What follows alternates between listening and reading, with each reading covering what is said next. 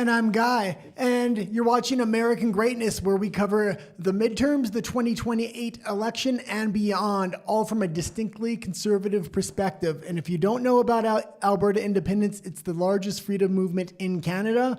Hopefully, Alberta will be able to break free. Yes, exactly. But first, thank you so much for joining us today. Please don't forget to subscribe. Again, it really does help us out. And like the video, we try to read most, if not all, of your comments after each segment. However, we do read all the super chats first, and we are very grateful for those as well. And we have memberships.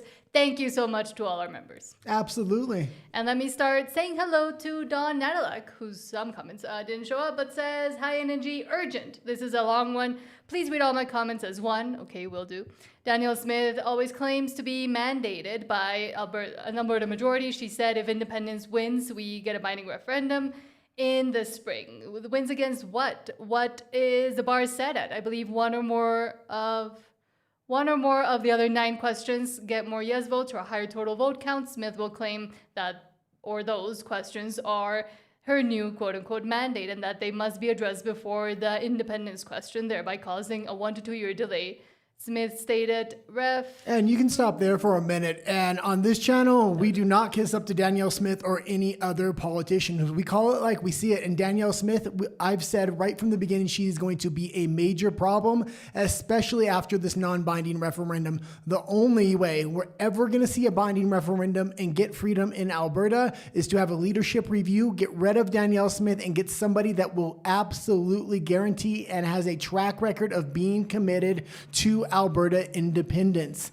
I've known right from the beginning she's going to throw hurdle after hurdle. Her original statement was 2.5 to 3 years. She walked that back when she started getting boos and jeers in public and when she went to a lot of events from people within her own caucus. Now she's changed that to an election in the spring or a binding referendum in the spring. That's not going to be the case. She wants to avoid a leadership review. We talk about this almost on a daily basis, especially on the Downfall of Canada show and at the Alberta Independence show as well. But let's continue. Good analysis so far. We've been saying the same thing and trying to kind of bang the drum about Danielle Smith. And as soon as we pass the binding referendum, we need a leadership review on her. Yes, but Shauna Vision says, good evening, Nat and the Guy and friends. Another messy day, and I think they will continue to be messy as we go on. Steve Safaro, hello, says Trump just sent a military transport with the Silver Bullet SCIF to stop a war. Carney might as well try wearing blackface to a party. It's absolutely ridiculous what's going on up there. I call it like I see it with this thing. Canada's on the wrong side of the coin here. They've been tariffing the United States for decades. Trump woke up. He said, we're not being used no more, not by Canada, not by the EU, not by any other country. Only 2 countries counter-tariffed. That was China and Canada. And that's because Canada's holding China's pocket. It needs to stop. I seen in the comments, because we did have a video called Mark Carney and the Chinese Finger Trap, all about what's kind of going on. And obviously it was an elbows up liberal that watched the video and wanted to leave a comment. And Steve Safaro says, I want Montana to vote in October. And Steve Safaro, thank you so much for the $4.99 super chat saying, I think I've got it. Alberta sells the rest of Canada energy and data center future bonds.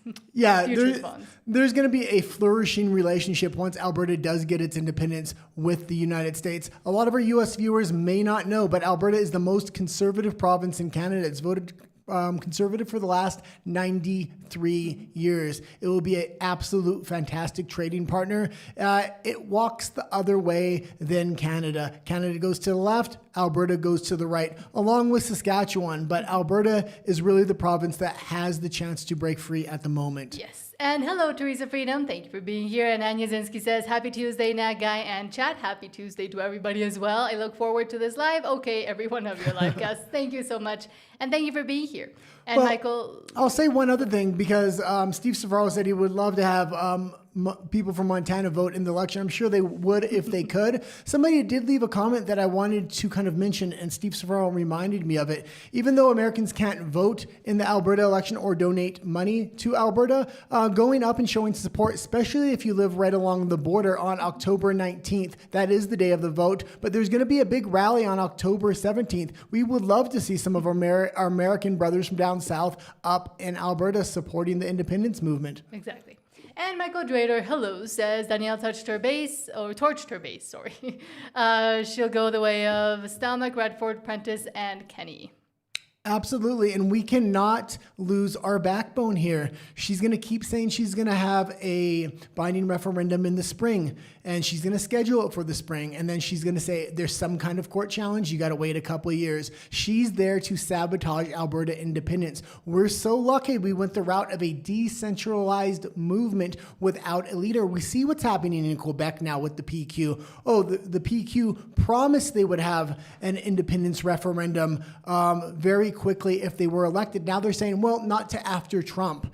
And it seems like they're aligning at the hip with Mark Carney at this point. And we don't have to go through that because we don't trust politicians in Alberta, whether it's Carney, whether it's Doug Ford, whether it's Poilievre, or whether it's Danielle Smith. It's the citizens that are going to make the change, and that's the way it has to be. And also, Alberta has been burned enough times, as you mentioned, and I think they're getting wise to it. I always make a comparison with Mexico, for example. Here, we completely know that our government is fully corrupt and that they can't do anything and kind of work from there. So that we're not really surprised when things that shouldn't be happening happen anyways. And hello, Silverfeet as well. And Devadojka, I guess, says or tells Don Nada, like, why were our signatures dismissed after being counted? We did not need First Nations consent.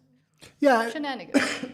There's also a lot of talk going on right now from the conservative side saying they're concerned about how many people online are talking about a uniparty. Why are they talking about a uniparty? Yeah, there's obviously some cultural differences on a cultural level, even some policy differences. But when it comes to federalization, which will lead to socialism and communism, I believe both sides are in lockstep here. That's why they say we got to stick together and put Canada first. This is why you don't hear Poilievre say a word about the American tariff trades. As Carney marches towards federalization, the conservatives are going to beat that federalization drum as well. And how that happens is once an economic collapse starts to happen, province by province is going to need bailouts. They're going to go to the federal government, and the federal government is going to give those bailouts in exchange for federalization.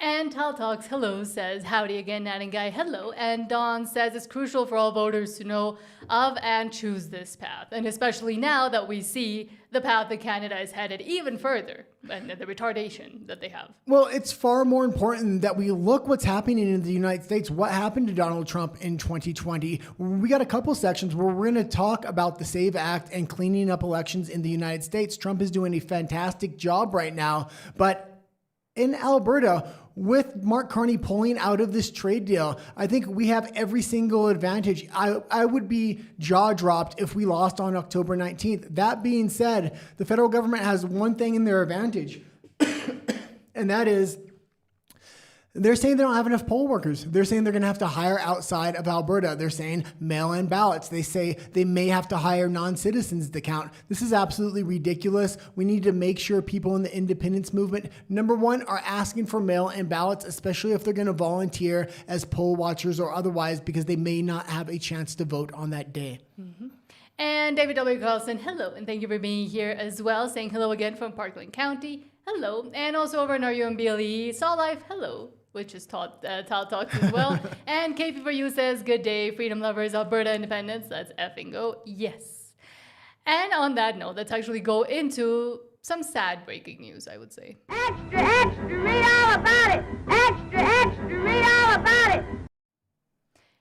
And let's start with this unfortunate and sad news that unfortunately country music legend Dolly Parton has passed away at 80 years old. The Tennessee icon behind Jolene, 9 to 5, and I Will Always Love You leaves behind a career spanning nearly 7 decades, crossing music, film, and business while becoming one of the most beloved figures in country music. Parton's death comes after she recently opened up about ongoing health struggles, while insisting she was still working and looking ahead to new projects. And I did see that she unfortunately had to cancel a bunch of concerts right before this happened. Well, and Dolly Parton is an absolute legend. I really hope a lot of people start making or start flocking to Dollywood right now. Hopefully they do some kind of commemorance for her there. Dollywood is absolutely phenomenal. She was a phenomenal legend of a singer as well. And also a great woman, but never losing touch that with the fact that she is a woman, that the women and men are different. And she would always say this, even back in the 70s, 80s, 90s, when feminism was all the rage. And they tried to turn her into a feminist icon, and she didn't let herself be fully turned into that.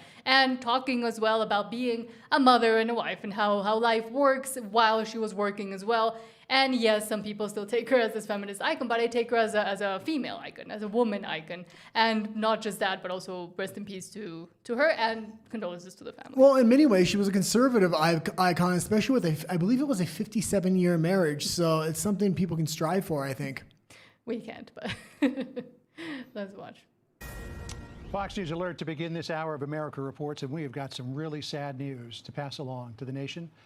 Dolly Parton, the country music icon who broke every barrier known in the music industry, has passed away at the age of 80. It's well known that she's been in ill health for the last number of months. Her family says that she passed away peacefully at her home in Nashville today. You'll remember that her beloved husband, Carl, to whom she was married for 59 years, passed away last year. Dolly mourned his passing, tried to move on with life, but then was beset with some health issues.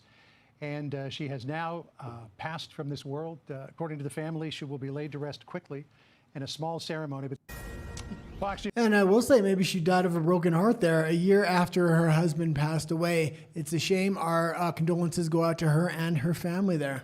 Yes, and to the nation as well, because again, she was beloved, and I think she was able to, even though she was a conservative icon in a way, I think she was also able to merge a little bit of both of those worlds. And we know she was godmother to Miley Cyrus, for example, and trying to guide her as well, and friends with that family too, but still showing and being an example of, I think, being able to exactly merge those two roads. But now let's go back to your comments.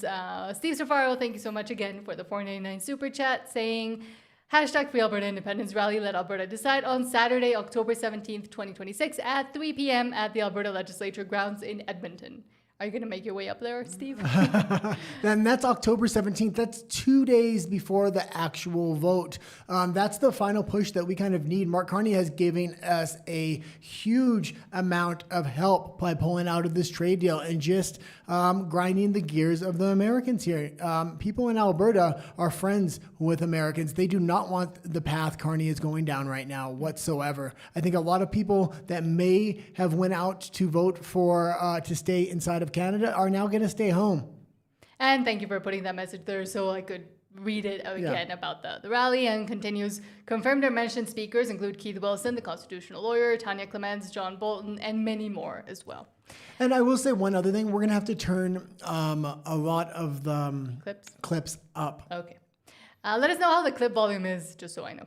Shauna Vision says, I guess we should all say a prayer for Dolly and her passing. I watched her puppet, Polly Targent, on Sesame Street in the 80s. And again, she's been with everybody for a very, very long time. Well, and again, if anybody has kids and things like that, especially in Canada, you may not know of Dollywood. It's a lot like Disneyland, only a lot more wholesome. I really want to go as well. Don says, if everyone votes only on one question, there is zero chance of 900 million votes being called spoiled ballots. But if they are voting on 10, and then there's less poll workers, and then there's shenanigans, well, it's a lot easier. Look, again, this is the American show. We need to pay attention to American politics for the sake of Alberta here. We got to make this thing too big to rig, just like Donald Trump did in 2024. They were able to steal it from him in 2020. 2024, people came out. They didn't believe the polls because the polls were bought and paid for by the other side. Don't believe the polls and make your way out. If anybody needs a ride on that day, make sure we have rides ready to go because our vote lies in a lot of the rural areas. Mm-hmm. Don Netalick says, the path I mentioned was voting on question 10 only. And Philip Vespa says, hey, Nat and Guy, I just couldn't watch yesterday. That's okay. He says, was too angry after what Ford said about Alberta using oil as leverage. Words that are not safe to use for YouTube would have been typed. And it is incredible. And once again, the whole narrative that, oh, it's Canada's oil now. It's Canada's resources. And that just plays into what we've been talking about for months now about a potential probable plan that Carney wants to federalize all the natural resources and actually make the provinces be a lot more subject to the federal government. Do not trust these politicians. Alberta independence is a citizen-led movement towards freedom. We don't have politicians on our side. They're all lined up against us, and they're all banging the same drum, not just for Alberta not to leave the country, but Alberta's oil is Canada's oil is what they want to say. And they also want to all bang the drum of federalization, whether it's conservatives or liberals. When I say the conservatives are a uniparty with the liberals, what I mean is on the big issue of federalization, which will be socialism and communism within Canada, they are going to walk within lockstep. Other issues, yeah, there is going to be a difference, obviously. Philip Espa says, also didn't want to let my mood ruin my grandmother's 80th birthday. Happy birthday to your grandmother. And Isabella says they use our military for free and then do backdoor deals with our sworn enemy. I'm guessing you're from the States, but exactly. And that is one of the biggest issues that Canadians don't seem to be able to grasp. And also that they don't have, there's nowhere written down, and they don't have just free access to all American products and vice versa. This was a plan started kind of a while ago of free trade and the free market, but it can always be stopped. Well, and I say we are starting to release clips from our shows. If you miss one of the segments and you don't want to watch the whole show, we are clipping some of the best parts. One of the discussions we had was about oil, the federalization of Canada, and a bunch of other things that are going on, how Mark Carney is aligning with China and trying to move away from the United States. And Obtuse Moose says, I can smell the alcohol in Jolie's breath from here. Yeah. Philip Vespa says, can't believe Dolly Parton is gone. Golden Girls was such an iconic TV series. Exactly that too, exactly. Yeah. I used to watch it a bit. And Anya Sinsky says, yes, it's too big to rig. Albertans, we can do it. And believing that you can do it too, I think, is incredibly important, because we see that they try to say that, oh, there's only 32% support, or the polls are saying this and that, or there's indications that it's going to take too long to actually count the votes. But what's important is to show up and to be present, and then to keep up with what's happening afterwards. We have the first mover's advantage here. They were not prepared for Alberta independence to move this quick. That's why they said, no, you can't have a binding referendum. They have to go non-binding. They want to figure out how to rig this thing, and they need time to do it. I think this first non-binding election should be pretty clean, but we need to keep our eyes open, and we need to prepare on the Alberta independence side how we're going to watch them, how they're going to try to pull dirty tricks in the binding referendum. Make sure we have those poll watching positions and poll counting jobs as well. And Teresa Freedom says, Guy, do you think that China is in PP's party too? Pierre Poilievre's party too?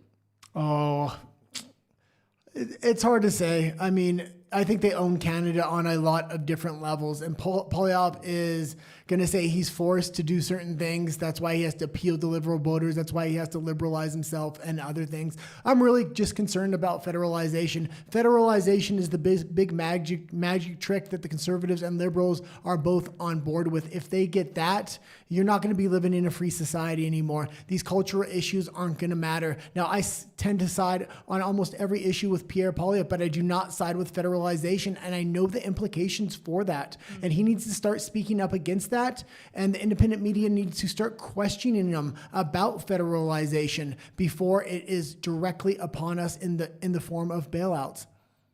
Exactly. But now let's actually get into the first story.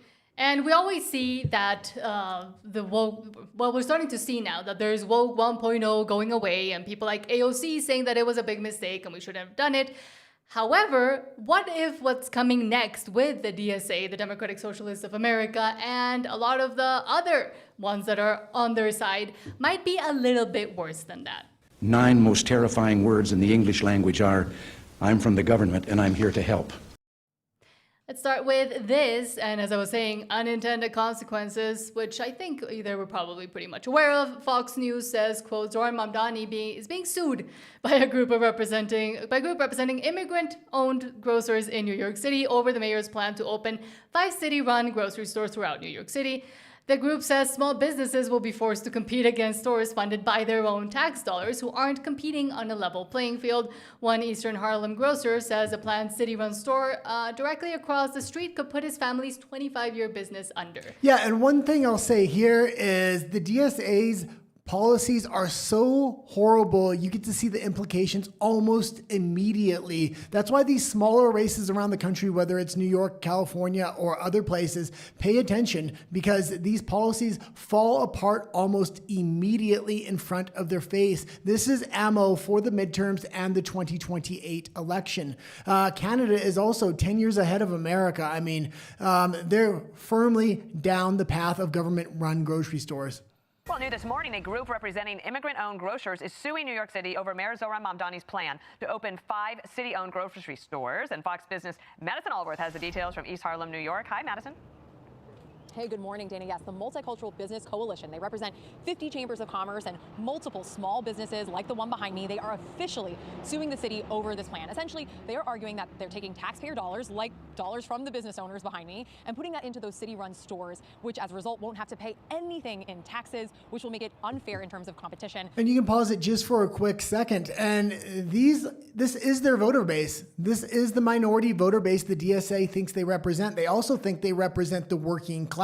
They don't represent the working class. They actually represent failed academics from colleges that can't get jobs or dropouts. Mm-hmm. They haven't done any business investigation as to whether or not these will work, and as a result, they're asking the state to stop this. We spoke to Elvis, who is the manager of the store behind us here. His family has owned it for 25 years. He's featured prominently in the lawsuit because I'm going to spin around and show you this empty lot just across the street from his store. That is where the city-run grocery store La Marqueta is going to go in 2029. That grocery store will open just across the street, and it will not have to pay anything in taxes. He says that alone is going to be too difficult for him to compete with and will put him out of business. The city pay, I'm paying for him. I pay tax. So it's not good. He don't give me the license for the tobacco. I have no license for the tobacco. I ain't got to pay rent. I got to pay insurance. I got to pay tax. I never require tax. Tax is expensive. Now, we reached out to the city for comment regarding this lawsuit, but have yet to hear back. But they have recently walked back some comments regarding government-run stores here in New York. The lead official for NYC Groceries told New York One that they were exploring grants for local businesses to help them compete with the government-run stores. So taxpayer dollars going to city-run stores and to the stores that already exist. But the mayor's office has since walked that back, telling Fox Digital they are not considering grant programs for existing grocers. This location across the street, we're going to tell everybody we're going to give them grants. Then when they think they're going to give them grants, we're not going to give them grants, and we're going to open up the government-run grocery stores anyway. This will definitely put these small little mom and pop shops out of business. This is absolutely ridiculous. Zohran Mamdani can't run for president because he wasn't born within the country, which is a good thing. But what he is meant to do, because he is really their superstar, his policies and what he does in New York is meant to prop up the infrastructure of the DSA. So it's fantastic to not only see him fail on this issue, but a slew of issues so far. And also seeing the unintended consequences of just running on slogans and all this is utopic. It sounds great. Yes, communism always sounds great, especially to really stupid people. But in the end, once you actually put it into effect and put it into place, we've seen the devastation before. It's not like we don't know what's happened in history. It's not like we don't know what happens with government-run grocery stores in Cuba or in Venezuela. We've already seen that playbook. The problem is it sounds great to people that aren't educated enough, as they like to say, on the issues, or that just want to blindly follow what sounds the best. But some people might actually be realizing a little bit. Spencer Pratt says, quote, "I was wrong about Scott Galloway. I told you he was stupid smart. I don't know. I think maybe he's just stupid." And I think this is the soft underbelly of the Democratic Party. Trump derangement syndrome has allowed that the DSA in. They're so desperate to win, they're willing to do anything.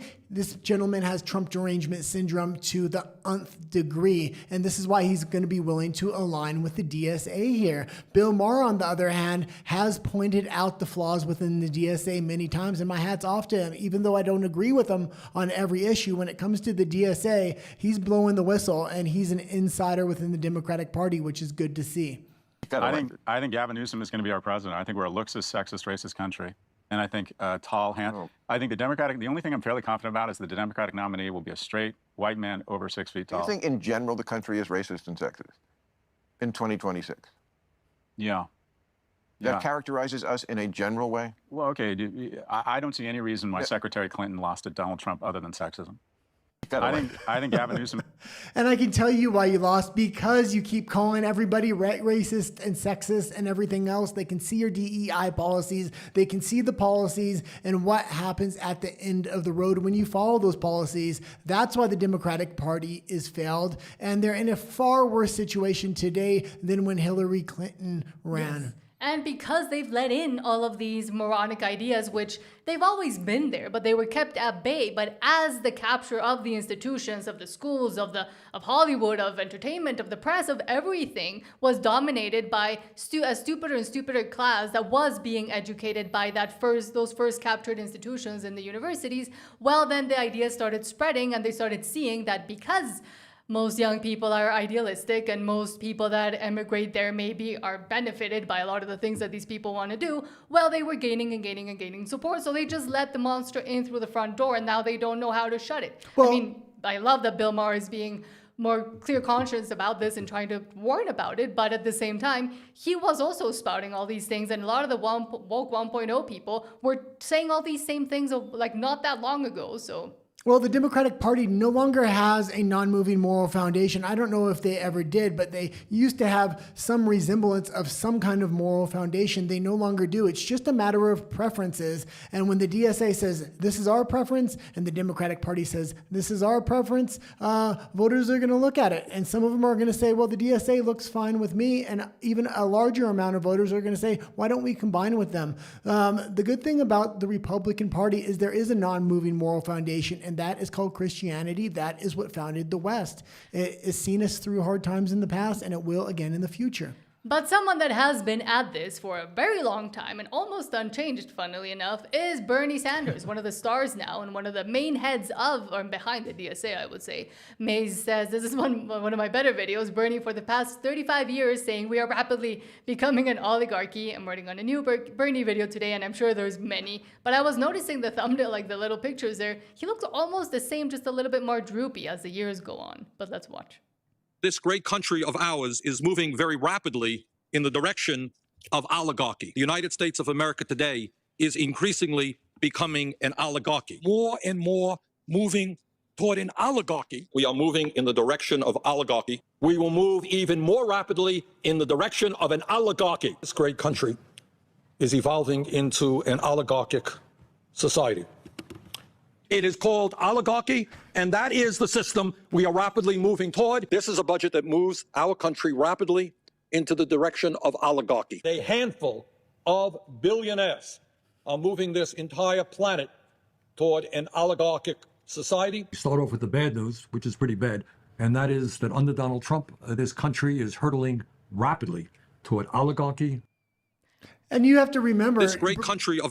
And you have to remember, Bernie Sanders is the heart of the DSA. He is the leader, and he has been for a long time. He wants to claim oligarchy. What I see, if the DSA take control in the United States and win in the midterms or the 2028 election, socialism and communism is what we're headed towards, not oligarchy. But I would also ask, does he even know what the word oligarchy means? Because at this point, they always say a lot of words and they use a lot of rhetoric. And a lot of the things in their slogans are based on fear-based rhetoric. However, they never provide the examples. He never tells us how and why it's because, oh yeah, Donald Trump was his latest excuse, but they never actually point out what they're saying is happening, because it's not happening, but it helps them just get people riled up, which I think is just their only strategy they have at this point. Well, Bernie Sanders may have one or two good policy ideas. The problem with that is Donald Trump actually took the best of his ideas and left what was rotten on the side, and he's already implemented them. Mm-hmm. However, one of the main donors might be in more trouble now. Benny Johnson says, quote, Representative Annapolina Luna just confirmed a grand jury is investigating Neville Roy Singham, the CCP-linked Marxist, China-linked Marxist millionaire bankrolling the Democratic Socialist candidates. And what I will say here is Donald Trump is not taking the midterms lying down. He's going after the money. This is not only going to help the midterms, but it's going to help the 2028 election. They got George Soros, but they also have other billionaires. They have entire countries standing behind them, like the CCP as well. It's good to see that he is going after them, and they're not just going after them on this one level. They've already cut off the main source of funding for these midterms, and that was USAID. There are a lot of people that say, oh, my goodness, look at the organic nature of what's going on here. Look at these Democrats and socialists. Everybody's flocking our way. We're a big tent. But what do you see? Look, that could not be farther from the truth. In fact, earlier this year, the Department of Justice announced that they have a full-fledged investigation and are convening a grand jury on an individual named Neville Roy Singham, who is a tycoon that is currently living in China that's been funneling over $780 million, Jason, that's a big number, into various political organizations, grassroots organizations that are ultimately working hand-in-hand with the Democrat Socialists. And I'd like to remind the viewers that Neville Singham is a devout and proclaimed Marxist and socialist. And so this is not organic in any way, shape, or form. But what's crazy and alarming, and you would probably agree, being that you were a House member. And one thing I'll say is in the opening of that segment, he said, well, they look so popular. The poll numbers are so high. That is the PSYOP. That is called the demoralization through polling. They want to demoralize the other side so they don't go out and vote. Trump voters know better. We've seen what happened in 2020. In 2024, we made it too big to rig, and Alberta should be watching that. Don't believe the polls. The polls are meant to demoralize the other side. And what's interesting as well is USAID, you mentioned USAID being cut off, and interestingly, in Latin America, which was tending since decades ago more and more towards the left and more towards more countries becoming communist and thinking that these ideas, or Marxist, and thinking that these ideas are great ideas. As soon as USAID was cut off, we started seeing a wave of more common sense and more towards the right politicians being elected now that the funding was gone. So if we can continue to press on the funding issue, I think we'll start seeing some results, and also understanding that it's not organic. Yeah, and I will say Trump is doing absolutely fantastic right now. He is not backing down. He's not saying, oh, the midterms are here, I have to back down on my long-term strategy. He thinks he's in a comfortable position to maintain his power. I say he's got $1 billion in his war chest. There is a good chance we actually gain some seats here, and that's what I'm looking for in the midterms here. And come 2028, we have the strongest ticket with Marco Rubio and J.D. Vance, especially if they run together. And especially if they try to run, what did Scott Galloway say, a white, taller than 6 foot male, because they think that still running women would be a good idea. But we've seen the results of that. Let's go into the last article here. That was it. Oh, that was it. Yes. Also, please don't forget to subscribe. It really does help us out. And thank you so much for everybody that has already done so. And like the video.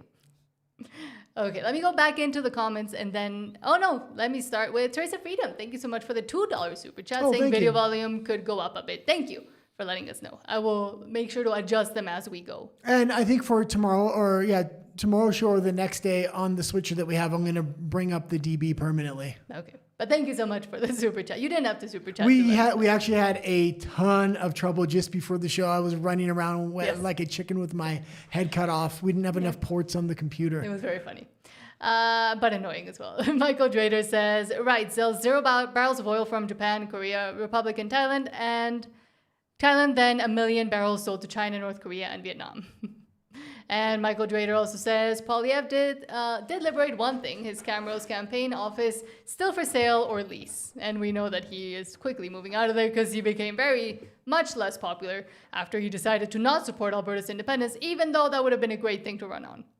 Absolutely. Or to talk about. And it's obvious why he's not taking the opposite strategy and calling Mark Carney out for the way he's conducting these trade negotiations. I think they both realize they want federalization. That puts more power not only in the hands of the Liberals, but if the Conservatives ever make it back to power, they will inherit that new power of federalization as well. And Shaunavision, thank you so much. I hadn't seen you gifted 1 membership. Oh, thank you.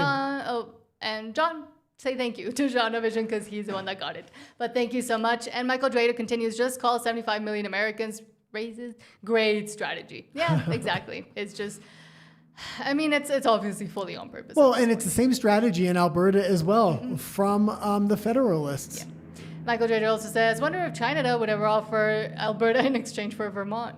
I don't know if they'd be equal footing there, but maybe. John B says, thank you to Shaunavision for the membership. And John B says, Anna Paulina Luna is a great representative. Yeah, absolutely. And I do like people that go into conspiracy theories a little bit, and she does. And John B says, Trump is not backing down, guy. Agreed. No, absolutely. And it's fantastic to see.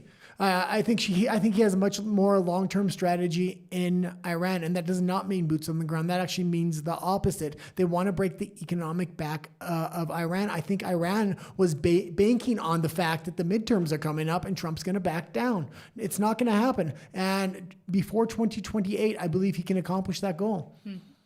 And 1 second, let me go. Philip Vespa says, yes, China has plants in the Conservative Party too. India does too. Yeah. And I mean, at this point in Canada, once again, as I just said it earlier, realizing that the government and all politicians are and have some level of corruption, I think would serve specifically the Canadian people better. John B says the Uniparty in Ottawa, and they're aligning more and more. And we're seeing Paul Liev also come out with fighting words against the USA, which I've been warning for a while not to do, he should be on the opposite side. He's the opposition party. He's more close right now with the administration in the US, at least they should be ideologically, and yet he's doing everything he can, apparently, to try to hurt his chances at remaining as the leader of the opposition. Danielle Smith is the only one beating a different drum. The fact that she has to say that, though, is because she is aware of Alberta independence, and they're trying to pitch federalism through Danielle Smith, and they know people in Alberta want to align with America. The problem here is the federal government probably has just as much, if not more, control over Alberta than Alberta does at this point, especially with Danielle Smith signing away a lot of the economic sovereignty through these MOUs before there's a shovel even in the ground for a pipeline. Which is why Alberta wants to be independent. But thank you so much, Anya Zinski, for the $5 super chat. Saying, Nat and Guy, thank you for all you do to produce a spectacular live. Thank you. So speaking for myself, I feel blessed to be a part of your success. Thank you so much. And you should have seen the guy running around like a headless chicken looking for a cable to connect an extra thing we needed. I disconnected a bunch of other things from our other set really quickly, and I just ripped it out. I was like, oh, this is going to take a couple hours to put back together after the show. For the show tomorrow on the other set. Yep. And John B says, I shall not allow that American greatness, LOL. And says dirty tricks as well. Yes, I mean, in Canada, of course. Philip Vespa says, there are still DSA candidates who are happy that Charlie was taken from us. Oh, yes, and celebrating it. We recently showed, I believe on RUMBLE, them doing a drag queen show all about Charlie Kirk's murder. So no, they don't feel bad about it. Absolutely. And says, disgusting behavior all around, and the establishment cannot contain them. And I think we need to mention one other thing about the DSA. A lot of people say, oh, they're not that big. There's only a few politicians. The problem with this is it's within the ideology of the DSA. It infected a lot of the institutions, academia, and others. A lot of polls say there's approximately 1/3 of the Democratic Party are DSA supporters at this point. And you might not be seeing it in the politicians that are running, but you're seeing it in the support. And over time, you're going to see more and more DSA candidates come out. Mm-hmm. Because we saw the main ones also aligned to the DSA. So it kind of just thought that was their best, I guess, chance. Yeah. But I don't think it is. Too Smooth says, I didn't know Gary Busey was Canadian royalty. He's weird. Sean says, it's all, says thank you to John.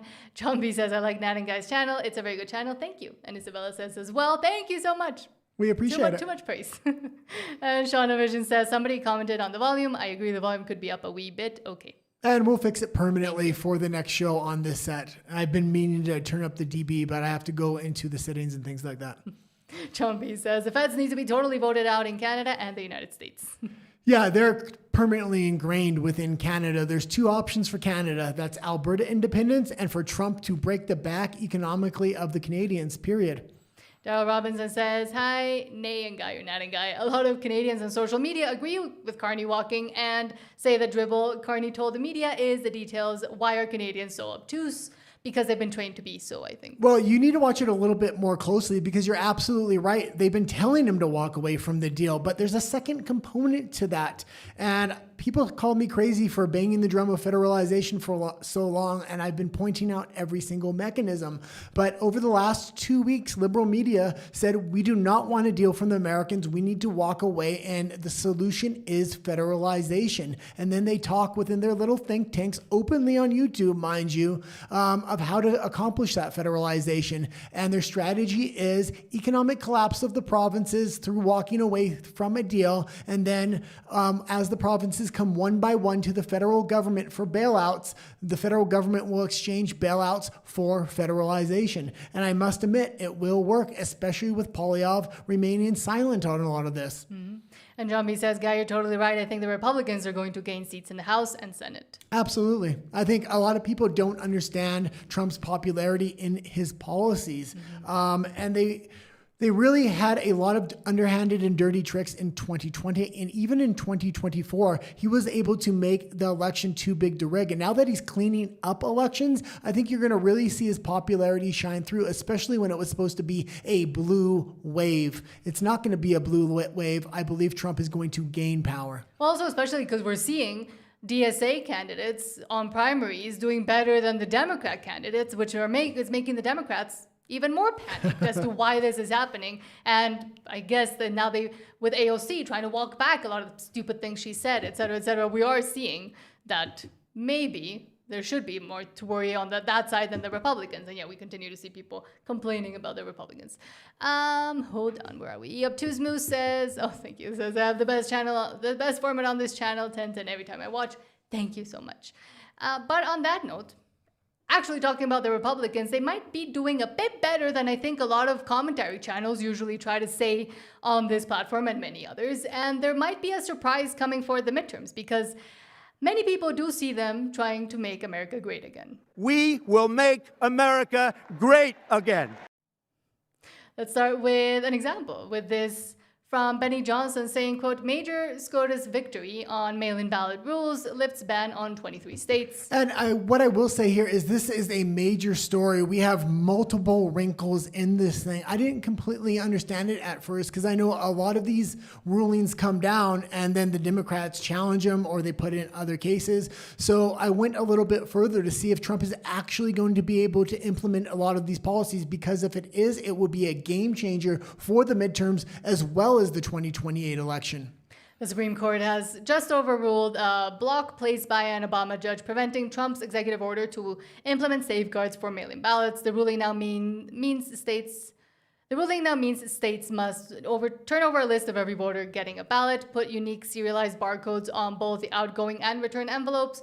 If a state refuses, USPS will not deliver these ballots. This is a major election integrity win. And this is massive. I believe mail-in balloting was the #1 way of election fraud. Now, there was others as well. There's a lot of states that do not have voter ID. This is why passing the SAVE Act is going to be so important, especially in these sanctuary states like California. But in sanctuary states like California and a lot of other states, they request these mail-in ballots in mass and give them out to non-citizens to vote, or even people that don't exist or are dead or any number of other things. This is a massive win, I believe, of everything we could do to stop election fraud in the United States before the midterms. Mail-in balloting, if I could only pick one, that would be the one I would go after.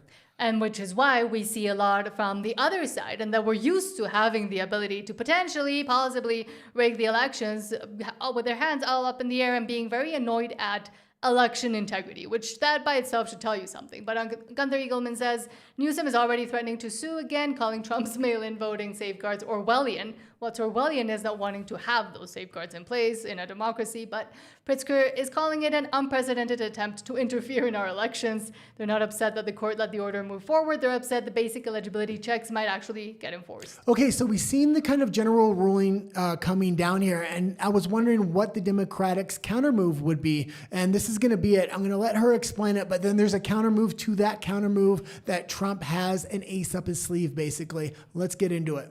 Part of his plan to restrict mail-in voting, at least for now. So this was a 6-3 vote in favor of this, a major win for President Trump. It lifts a lower court block that prevented the administration from implementing key parts of Trump's March executive order, which called for the federal government to create lists of voters eligible to receive federal ballots. It requires states to provide information so the Postal Service can verify that voters on those lists are eligible. The administration argues that the goal is to protect election integrity and prevent ballots from going to people who are not eligible. But Democratic officials in 23 states and and D.C. sued to block the order. They argue that the president is overstepping his authority, and the Constitution gives states the primary role in administering elections. They say this fight is... And pause it just for a quick moment. You can see these Democrats, they don't want voter ID. They don't want the SAVE Act. They don't want to clean up elections. They want more mail-in balloting. They want more election voting machines or electronic voting machines. Every way that could possibly be rigged, this is what the Democrats want, and they protect those methods within their own states, and that's why they're going to try to push back, and they're going to get into it in a minute with a lot of statements coming out from these governors.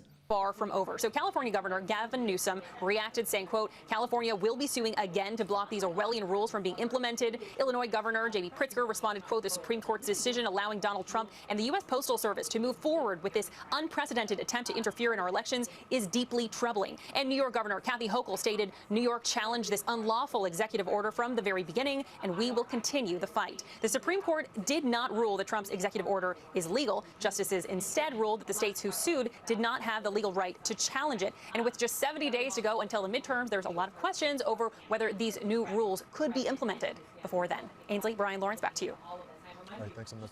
Thank you so much. Also in politics. And I think they're going to directly break the rules and try to deal with the consequences later. So I hope Trump sends federal agents on site to monitor a lot of this stuff so they can press charges and prosecute after. Because bigger than the midterms is the 2028 elections. I think the midterms are kind of a trial run here to kind of plug the holes in the ship and see where a lot of the corruption is coming from in these blue states. And I think the Democrats are also running out of good excuses to try to continue with the mechanisms that they themselves set in place as they lose USAID, for example, and a lot of funding and help that came with that they could use and channel and funnel through different varieties of channels, but also with the fact that it makes less and less sense every time they fight, the more things that are being done to try to protect elections themselves, and they sound more insane as they do it. So I don't know if the public is even on their side. We've seen a lot of people that also take it as, well, it's not fair that they're saying I'm a person of color, but I can't go get an ID. That's not true. Well, the general public, 76%, whether Republican or Democrat, want voter ID. They want more transparency in these elections. And when you see massive amounts of ballots coming out trunks of cars and them shoving them in these remote ballot boxes, it's absolutely ridiculous. But they continue to panic because, again, it is an existential crisis for them, the fact that they might not be able to win, who knows if ever, again, if elections are secured. Well, and this is the counter move to their counter move. So the hearing came down. The governors are saying, we're going to press new cases forward to stop that before the midterms. There's something Trump can do here. Why don't you read the first little segment and then we'll let them explain it. Eric Doherty says, quote, leftists are panicking after President Trump dropped his response to suggestions he declare a national emergency to secure our elections until the Save America Act is law. And let's watch. Okay, because it's so hard to get the Senate to do anything. Now they're on recess. They don't get anything done if they never get the Save America Act done. You have the right to declare a national security emergency for elections. And the Supreme Court ruled in And pause it quickly right there. And the Save America Act supposedly has enough votes once they come back. The problem is it's too late if they try to implement it now, but he can call an emergency. It's 100% completely legal, and he has a justification here, especially under Biden with the amount of illegal immigrants that came through the border. There's no way to know who's requesting these ballots.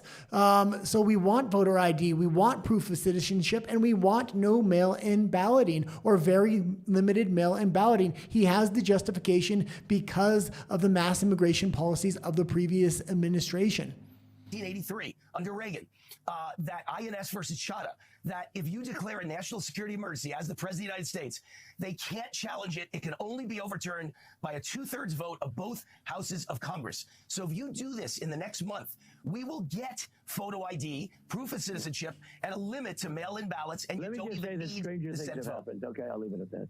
All right, we'll leave it at that. So let me finish with a couple things. Dr. Fauci, can't you challenge the auto pen? You should challenge in court. And we can leave it there. And kind of one other thing I think I'll say here is he can get everything he wants in the SAVE Act by declaring that national emergency for elections. That being said, I think he's going to pass the SAVE Act first and then declare it because the SAVE Act will not have enough time to be implemented based upon it passing at such a later date. And I think that's why they waited so long to pass this thing.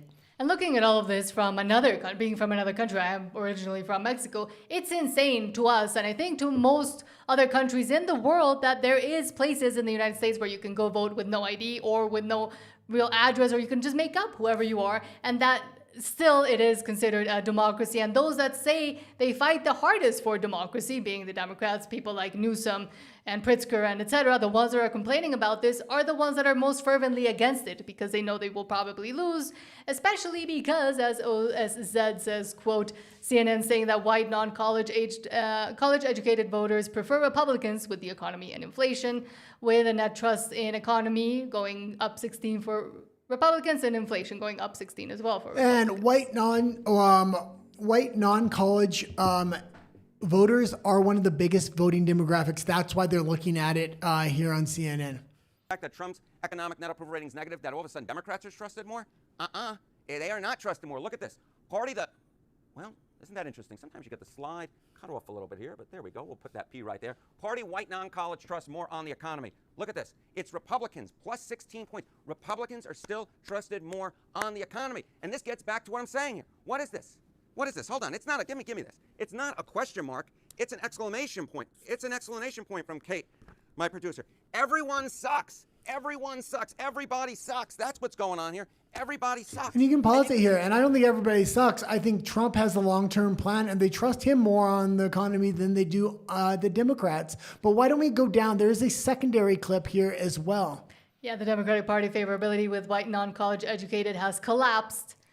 We'll see. And they want to say how unpopular Trump is right now. I don't think he is unpopular. They have polling that they're paying for that may say he is unpopular. Even if he is unpopular, he's not nearly as unpopular as the Democrats are here. So just because people may not vote for Trump, they're not going to go vote for the Democratic Party. I can tell you that much. And the panic is setting in. How about the net favorability rating in the Democratic Party? Look at this. Look at this long-term trend. In 2012, it was minus 2 points. Look at where it was in a CBS News poll that came out within the last month. The Democratic Party's net favorability with non-college white voters, minus 36 points. So the short-term trend, not necessarily good for Republicans and Donald Trump, but the long-term trend, really, really bad for the Democratic Party. Really, really bad. We're talking about, what is this? This is a 34-point drop over the last 14 years. And even if Donald Trump is struggling, remember, it's which side is losing more.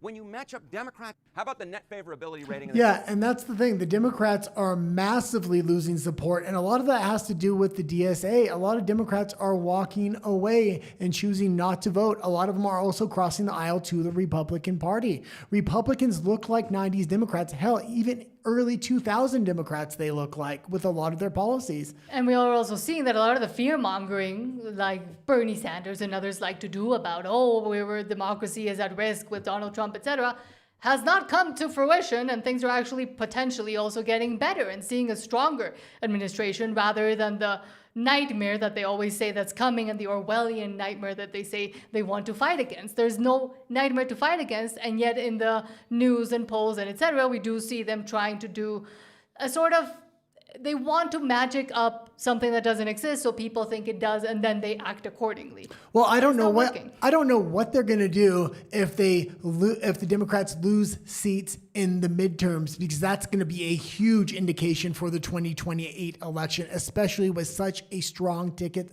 like a J.D. Vance and a Marco Rubio. True, and hopefully so. But also don't forget to subscribe while we're here, and also like the video. It really does help us out a lot. And now let's go to Real Steven Jensen. Thank you so much for the $10 super chat. Oh, thank you.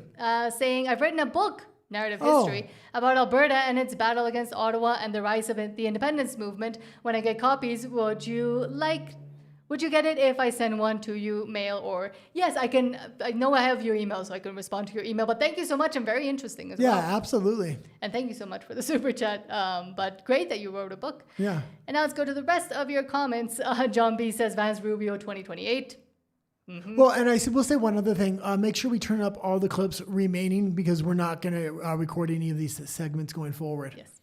Hold on. John B says, I hope that Danny holds her stand on Alberta. I mean, right now her stand is that Alberta should remain within Canada. So it doesn't matter what her stand is. The federal government's going to go right around her because Alberta's chose to build the majority of their pipelines, almost all their pipelines, I believe, except for one, through other provinces. This implicates the federal government in everything they do when it comes to oil.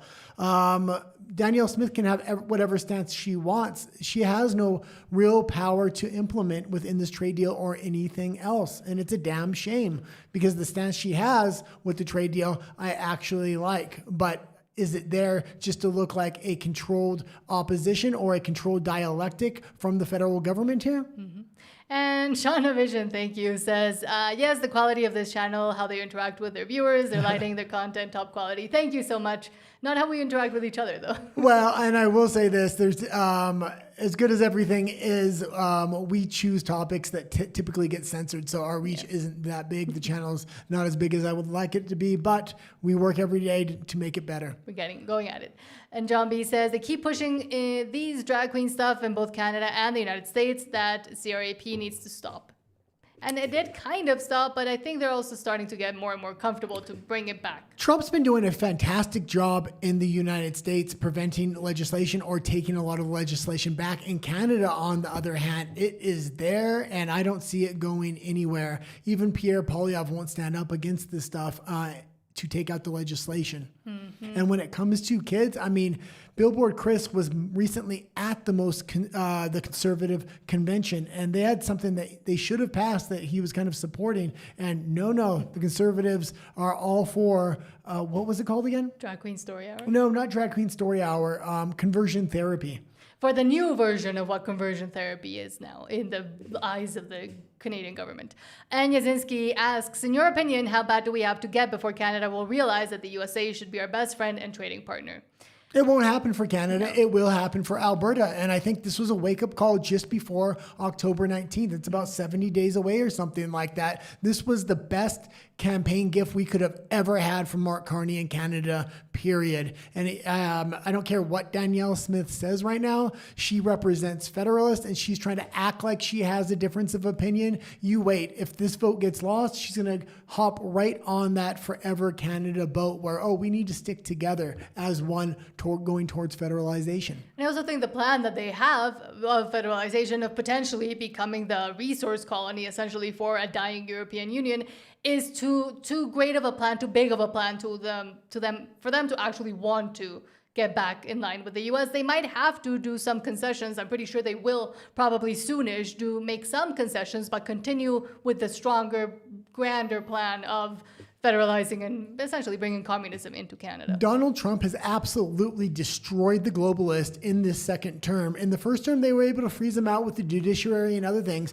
but he learned from those 4 years Biden was in office, and now he's doing an absolute fantastic job. So much so, the globalists had to look for a bailout plan because everything's going wrong. And I think Canadian natural resources and the federalization of those natural resources and Carney and Canada moving towards the EU is that bailout plan.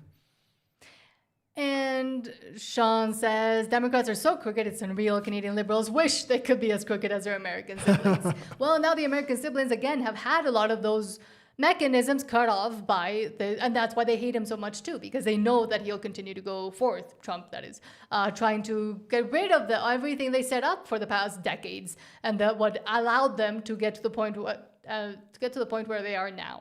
Yeah, the Democrats were able to set up thousands of mechanisms of corruption in the system at every single layer because they were in power for so long. In the first term, Trump didn't undo a lot of those. This term, he absolutely is, and it's great to see. The problem with Canada, on the other hand, the Liberals have been in well over a decade. Those mechanisms of corruption are now institutionalized within the legislation themselves. And there's a lot of people asking Stephen Jensen how to get the book and if they can get a signed copy of the book. So lots of interest there, Stephen. So let us know when that is available. And Michael Drader says, in my view, President Donald Trump has done excellent work concerning foreign policy, securing the Western Hemisphere, choking out Russia and China's military machine. Yeah, and the woke right was banging the drum of there's going to be a draft, boots on the ground in Iran. There's none of that. He's going after them economically. He's shutting down the Strait of Hormuz with limited military action, which I can appreciate. And he's not going to back down for these midterms. He's going to keep on the economic pressure on Iran, which could have major long-term effects, especially going into 2028. And a lot of this, that same retarded right that was saying that, oh, he's going to have boots on the ground, this is terrible, Trump has done awful, probably didn't read the National Security Strategy document that came out in November that essentially lays out the plan as to what they're doing and why they're doing it, which is to secure, protect, and actually advance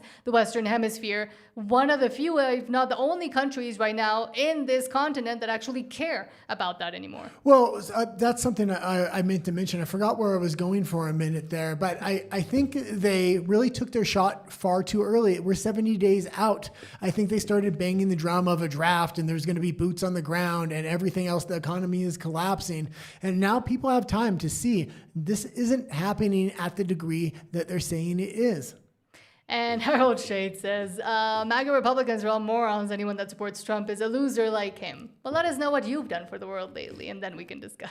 Well, you're looking at double losers. I'd rather follow MAGA and Donald Trump's action to restore Western values and actually have a strong identity, actually be proud of your country, rather than guilt and shame and erasing your history like Mark Carney wants to do with Canada. Hell, he's not even only trying to erase the history, he wants to replace it with mass immigration. People in Alberta can see it. We're going to vote for freedom, and you can have your little communist utopia in the rest of Canada at that point. Hopefully Saskatchewan can break free too. And Jason says MAGA means make America gay again. Well, no. Well, if gay means happy, I guess so. Yeah, I guess if you're going with the old-timey version of gay. John says, I think people in Canada are finding this out. If Clowney tries to do snap elections, I don't know if the Liberals will vote for Clowney, or would they? I think they might not at this point, which is why it was so important to get the Conservatives aligned with the plan, the bigger plan. Well, and we have to realize something here. Carney going into the binding referendum, if we win this non-binding referendum in Alberta, he's going to have an ace up his sleeve. He can call the Emergencies Act because of the economic situation Canada is in and just not give that binding referendum at the last minute. That's why it's important that we get rid of Danielle Smith and we make sure we get a binding referendum in a quick succession, number one. But number two, if they do declare their Emergencies Act or try to claim foreign interference and not give a binding referendum, we need to be prepared at that point to make a unilateral declaration of independence. It's a last resort, but we need to make sure people are prepared for that last resort. And Tarp Gromit says, Maple MAGA is providing the comedy today. Thank you for the satire. I love it. What's comedic is that you are going to be screwed for a very long time if you stay in Canada and continue to vote and live the way you do, thinking that the US and everybody else that has been banging on about the dangers of what's happening in Canada, one day you'll realize, and by then it'll be too late, but good luck to you, sir. Central and South America have the shield of the Americas and are aligned for the sake of the Western Hemisphere, and it's looking absolutely fantastic. I honestly wish Canada would get on board, but it's turning towards socialism and communism. Central and South America already learned the error of those ways. Mm-hmm. And Jason says, I'm from Canada, and yeah, Carney screwed us. Yes, he did. And absolutely. Best of luck. John Clark says, Trump is not helping America. Okay. Well, I'm not going to start. What debating. I will say is I watch a lot of liberal media. I want to know what's going on that side. And a lot of liberals that are elbows up liberals, forever Canada, die in the womb type of liberals are talking about moving to the United States for the sake of their family now because they can see the economic writing on the wall of those people are willing to go live in a country that they absolutely hate the orange man. You got to question what the hell, where is Canada going to be in 5 or 10 years? It is going to be a shithole of a country. Alberta needs to get out now. And if those liberals are talking about moving their families to the United States, you have to think they're not voting to stay in Canada if they live in Alberta, even if they are liberals. Stephen Jensen said, thank you so much for the $5 super chat. Thank you. Says Danielle, say if there's a yes vote, the binding referendum will be in spring, said at the UCP town halls.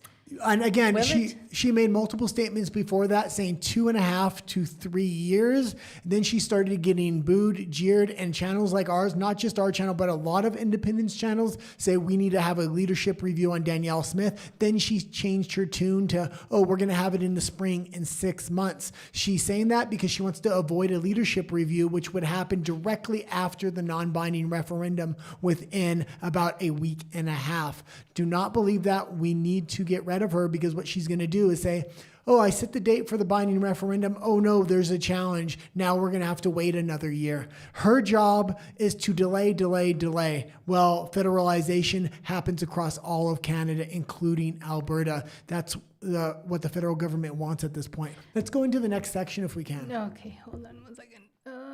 Now I have to find that super chat. But thank you so much, Steven Jensen. Let me just read one quick one so I can move the chat. Jason says, Carney screwed my country, not the States. Yeah. Oh, yes.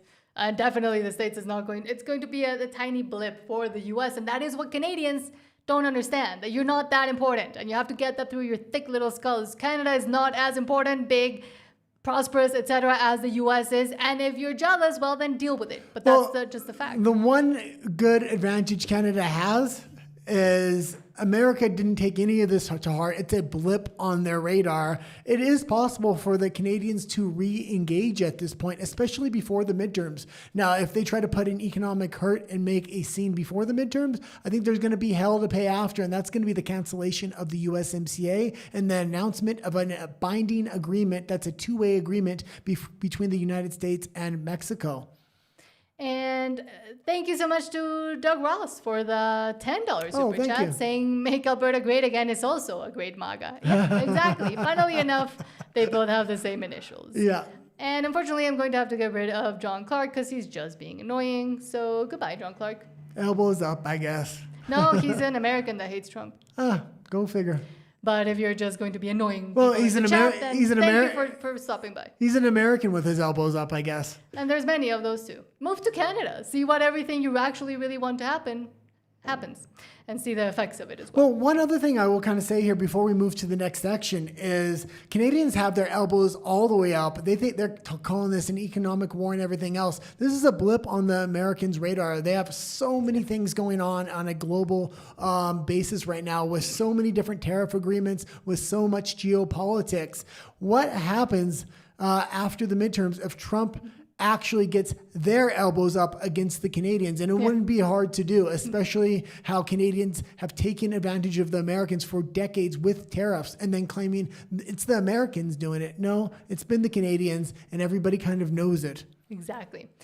On that note, now let's actually go get into J.D. Vance, Marco Rubio, and the Republicans. I am your voice.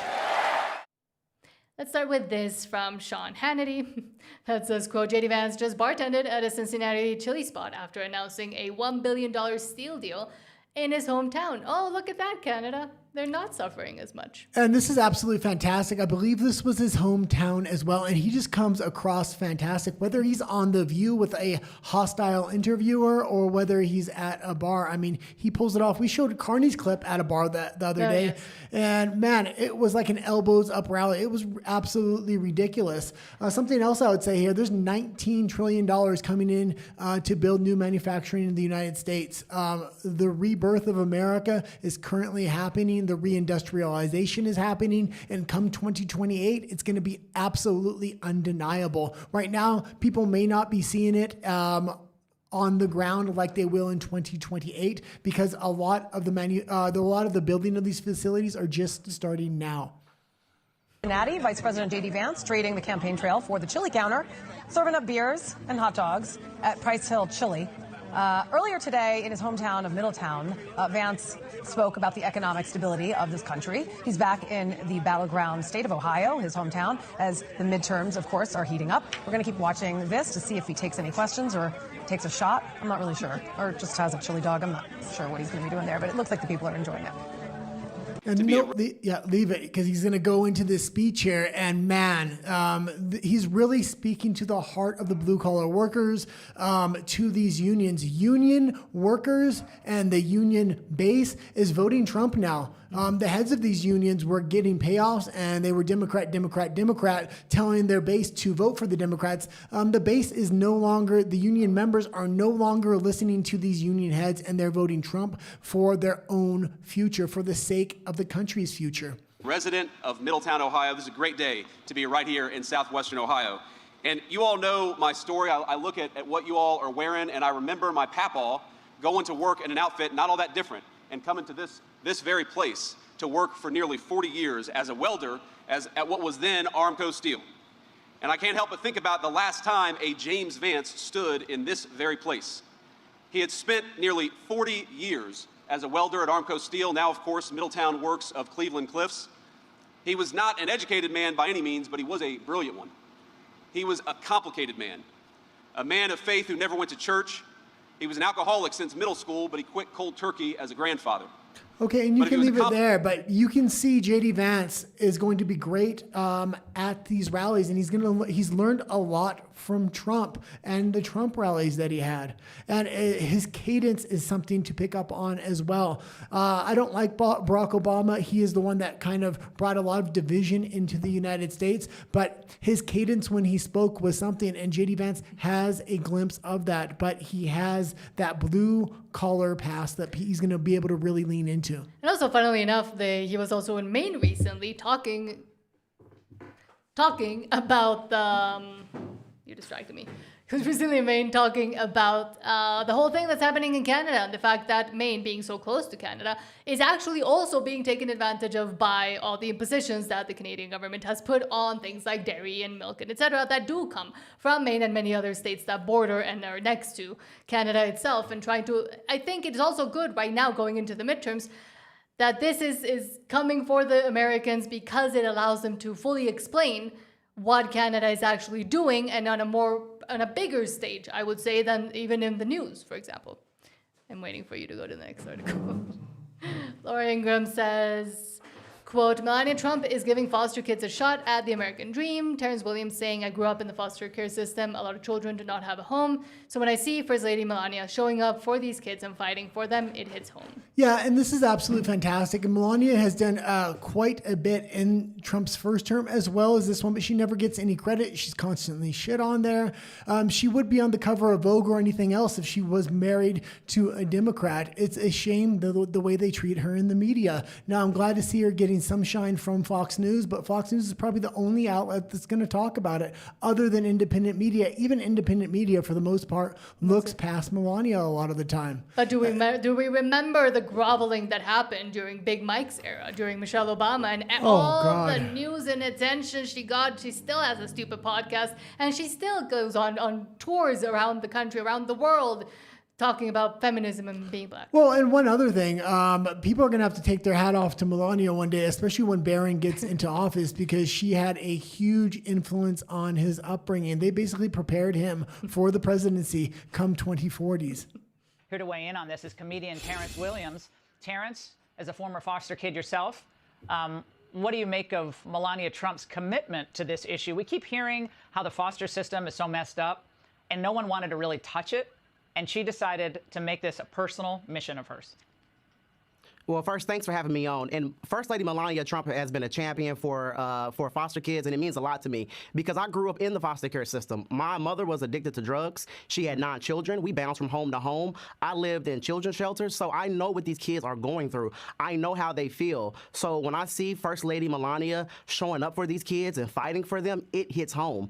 And you know what? She's just not giving them scholarships. She is giving them a shot at the American dream, and I love her for it. This is amazing because a lot of people talk about, we fight about abortion and pro-choice and pro-this and pro-that, but we need to think about the children that are born as well. Like once they are born, a lot of children do not have. And I just wanted to highlight something that she was doing that I think deserves some attention there. My mother died at a young age, and I was lucky my grandparents were able to take me. Otherwise, I could have ended up in the foster home system. That was one of the reasons that story particularly touched my heart.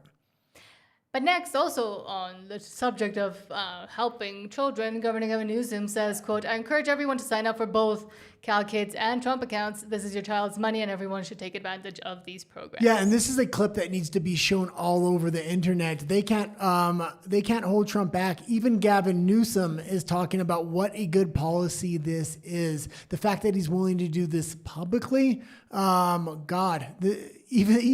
the Democrats at this point, Gavin Newsom are stumping for Trump. I'm enthusiastic about encouraging people to get a Trump account. I think it's incredibly important. It's one of the best things he's done. It's one of the best things Ted Cruz has done. It's one of the best things Cory Booker has done. That we're out there promoting. It's one of the best things Mike Ron has done. It's one of the best things those folks that cannot be named that made those private contributions have done. It's direct, it's tangible, it's results-oriented, it's not lost in bureaucracy. You can see it, taste it, feel it. You're making a difference directly to the next generation. You're giving them hope. And so we're here to encourage people to take advantage of this, to not fall prey to the politics or the cynicism or maybe even the fear. And you can leave it there. And I wish I could say that Gavin Newsom woke up. No, he learned. Because the last time he tried to challenge one of these policies that was impossible to challenge was no tax on tips. And he was trying to put 100% tax on anybody that got a check from the federal government for their tips, to take that away because he didn't want people voting for Trump, period. These are just fantastic policies. He learned from that last one because there was a lot of backlash from that. And this time he's like, well, I might as well just come out and endorse the policy if it's a good policy. But also might he be actually starting to soften a little bit on the good, what he considers good policies of the other side in an attempt or a start of his actual campaign for 2028. I don't think it's the campaign. I think it's all the investigations happening around Gavin Newsom right now. He's also, a lot of people don't know this, he's selling his mansion right now. People don't sell their mansion unless they want to leave the state. I don't think he's leaving the state. Number one, he's the governor. But number two, why are you selling your mansion? Maybe you want to flee the country at some point. Before we keep going, please don't forget to subscribe. Again, it really does help us out, and like the video. And now back to you and your comments. John B says, oops, down 36%. Yep, but they don't tout those numbers as much in the headlines now, do they?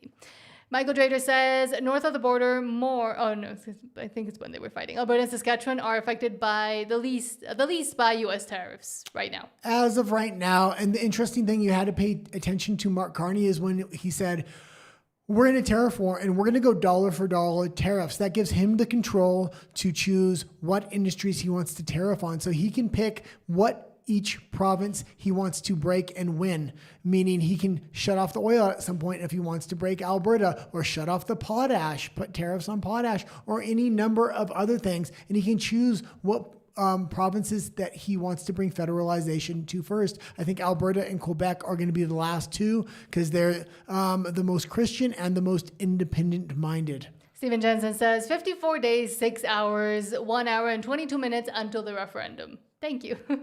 Because you said 70 days. Yeah. And October is going to be a huge month for freedom. Hopefully we can get 3 victories in that month. Hopefully the midterms are going to go the way of the Republicans. Alberta is going to get past the first hurdle to get its own freedom. And Brazil has an election as well. And there's a strong right-wing candidate. And Lula, the current leader, the left-wing leader, is sucking up to Trump right now. So it's going to be interesting what happens in Brazil. But Brazil's the big holdout in South America. And it's the cornerstone for the BRICS alliance. Yep. So if Trump can break that. Because after Brazil, it's basically only Nicaragua, Uruguay, and Mexico left that are far left, insane ideologues. And Mexico's cooperating, even though they're far left ideologues. They have to, yeah. John B says, the City of London, we are getting out of its influence. The City of London wants to continue to control Canada.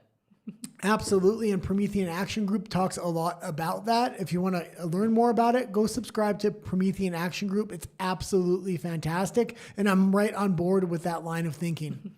Philip Espa says, I can't wait for October 19th and November 3rd. People will be very surprised. Hopefully so.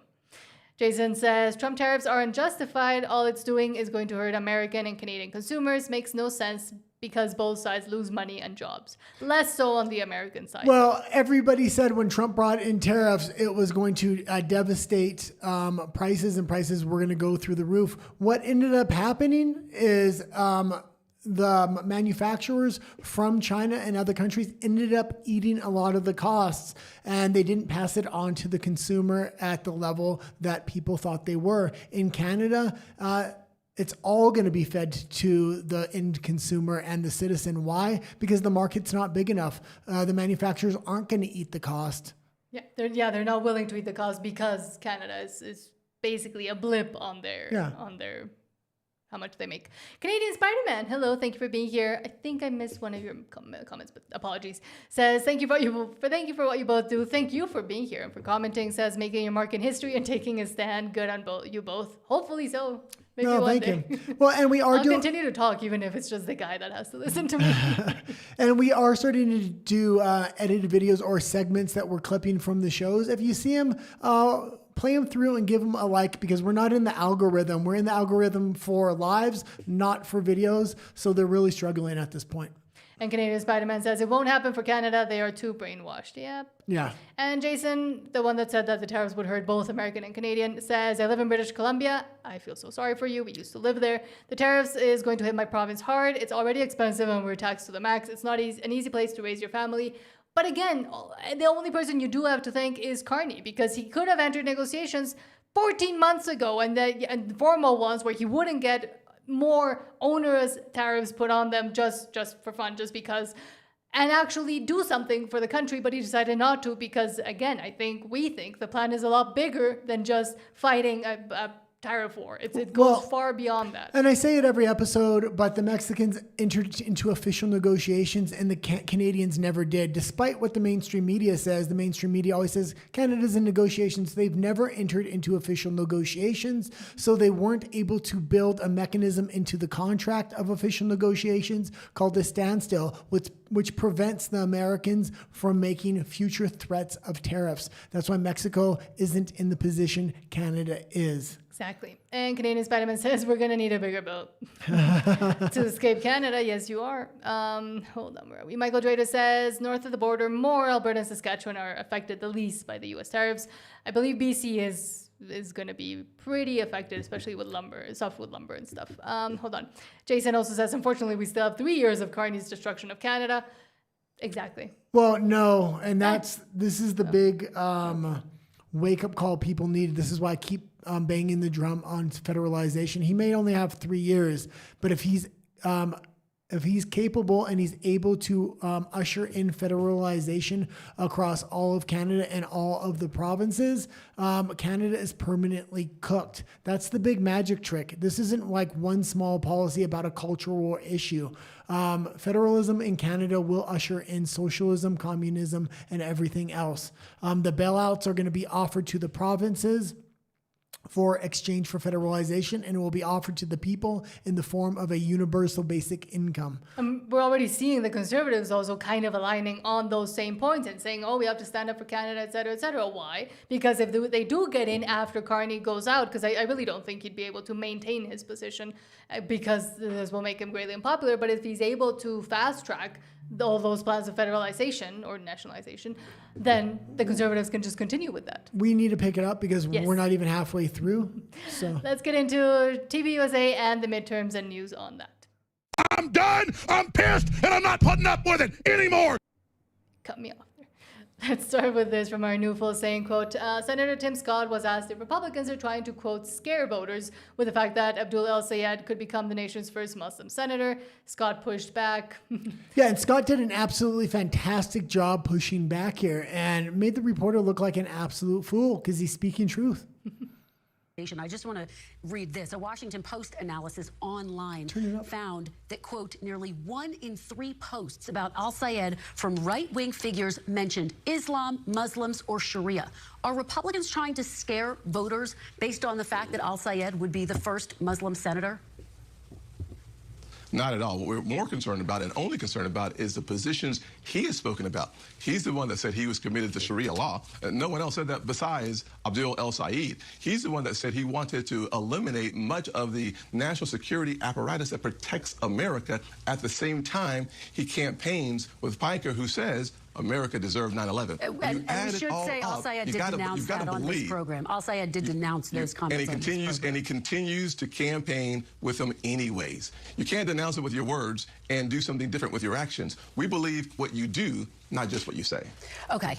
Okay, and El-Sayed was also on Fox News very recently, and I wasn't able to grab the clip, but it was very interesting what he said. They hit him with, do you believe in transitioning of minors? And we said, well, I believe in free medical choice, which obviously he is in line with transient kids at this point. And it's absolutely ridiculous that he stuck to the line when he was asked it 4 times in a row. Well, I don't know if he fully is. And what I was going to say on that also is that why is it bad? Why can't we discuss maybe actually being afraid of because we're seeing the examples already there in the UK. We've seen what happens when you actually allow these majorities of mostly immigrants to vote for those that fully represent them. And then what happens to those towns and how they get taken over essentially. But next, oh God. America says, quote, Democrat nominee for U.S. Senate in Texas, James Tallarico, saying in 2021, I oppose voter ID.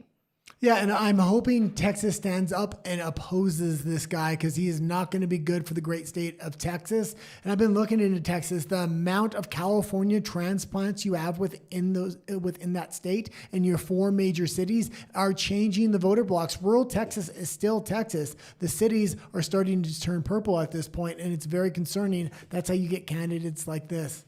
Are you okay with voter ID? So voter ID is currently required in the state of Texas. I opposed having to How about have a for driver's mail-in license ballots? to vote. How about having to send your ballot in? Should you have to prove who you are? Because that's what Democrats are opposing. Pete, I just said I oppose voter ID. Currently, it's a law in Texas, but I oppose that law because I think you don't need oppose voter ID? You don't think the most sacred obligation of our republic, you should have to prove who you are in order to vote? So there are a lot of Texans, actually hundreds of thousands, who don't have a driver's license. Are you... And this is the absolute crazy stance of no voter ID. The Democratic Party absolutely depends on the corruption of these rigged elections, and they need to be cleaned up here. One thing I will say about voter ID, I do not believe in digital ID. We do not need a digital ID in order to clean up elections. A regular ID, I'm absolutely fine with, even if a few votes get through at that point. Because that could be a sneaky mechanism to actually bring in digital ID, and that's not a good idea. But something that is, Rapid Response 47 says, quote, Micron Tech is investing $50 billion in 2 new memory factories in Boise, Idaho, creating 17,000 jobs. This is a Trump effect at work. Maybe we should tell Carney that because he thought that Canada was actually producing a lot of the chips, which is not well, and this is absolutely happening at rapid speed in the Trump administration right now. They are reindustrializing, and Carney keeps touting this $100 billion of investment that's coming into Canada. $50 billion of that was from Americans buying Canadian companies. I believe they were going to relocate them back to the United States or into the United States. They're going to hollow out the Canadian economy the longer this trade war goes on. Micron is spending $50 billion to build 2 new memory factories in Boise. You saw them behind Kramer there. It says these are going to create 17,000 of those new jobs. And like you just heard Sanjay say, 3,500 of those are going to be directly with Micron. And that's a lot of new employees, some of them with stock awards that could make them. Micron is spending. And again, mainstream media is not reporting on the amount of manufacturing coming to the United States, the amount of facilities being built. Before we continue, once again, please don't forget to subscribe. It really does help us out. And also like the video because it helps us be found on the ever-changing algorithm. But let's go back to your comments. John B. says, wasn't Danny a liberal at one point? Weren't they all? Exactly. The funny thing is, even Trump was a liberal at one point. Most of his career, he was actually a liberal. The Democratic Party was courting him at one point, and there was talk of him running as a Democrat. It's very interesting. Modern day Republicans have a lot of the same policies as 90s liberals. The liberals have just gone absolutely insane. So far to the left, you're getting these communist DSA members now sticking their head out. And Yazinski says, what happened to the Keystone Pipeline that Trump supports to continue? Is that now out of the picture? Oh, yeah, I would think most definitely so at this point. And it's a shame because it would have really helped Alberta out. And Jason says, I was really hoping for a good deal for both sides, and that would have been possible if they sat down to talk to each other, which Carney didn't want to do. And says, yep, you're cooked.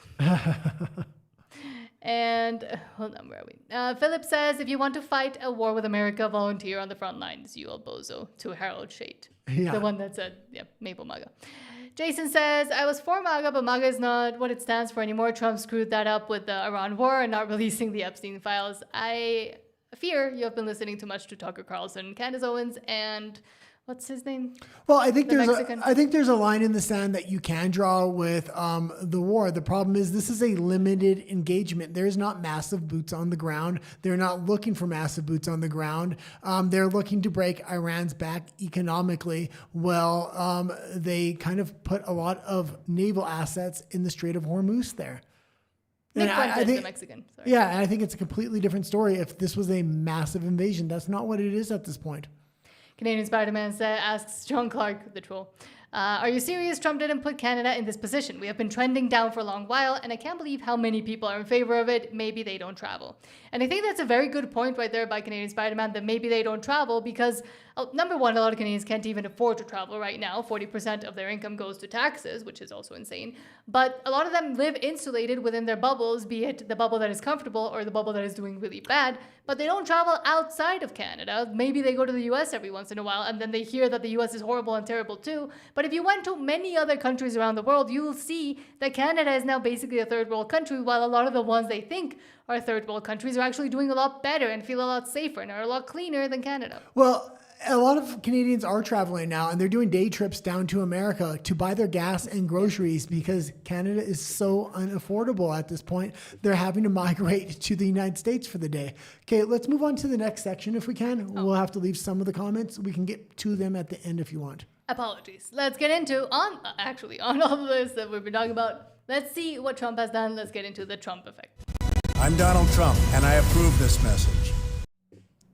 Let's start with this from Wall Street Apes saying, quote, wow, foreign-born man in California caught setting up fraudulent hospice companies and working with mortuaries to get the names of dead and people to bill Medicare. He stole $27 million. California didn't care. And yeah, Trump is absolutely cleaning up corruption here. Sorry to cut you off. We do need to get through some of this. We have to finish up by 7 here. Yes.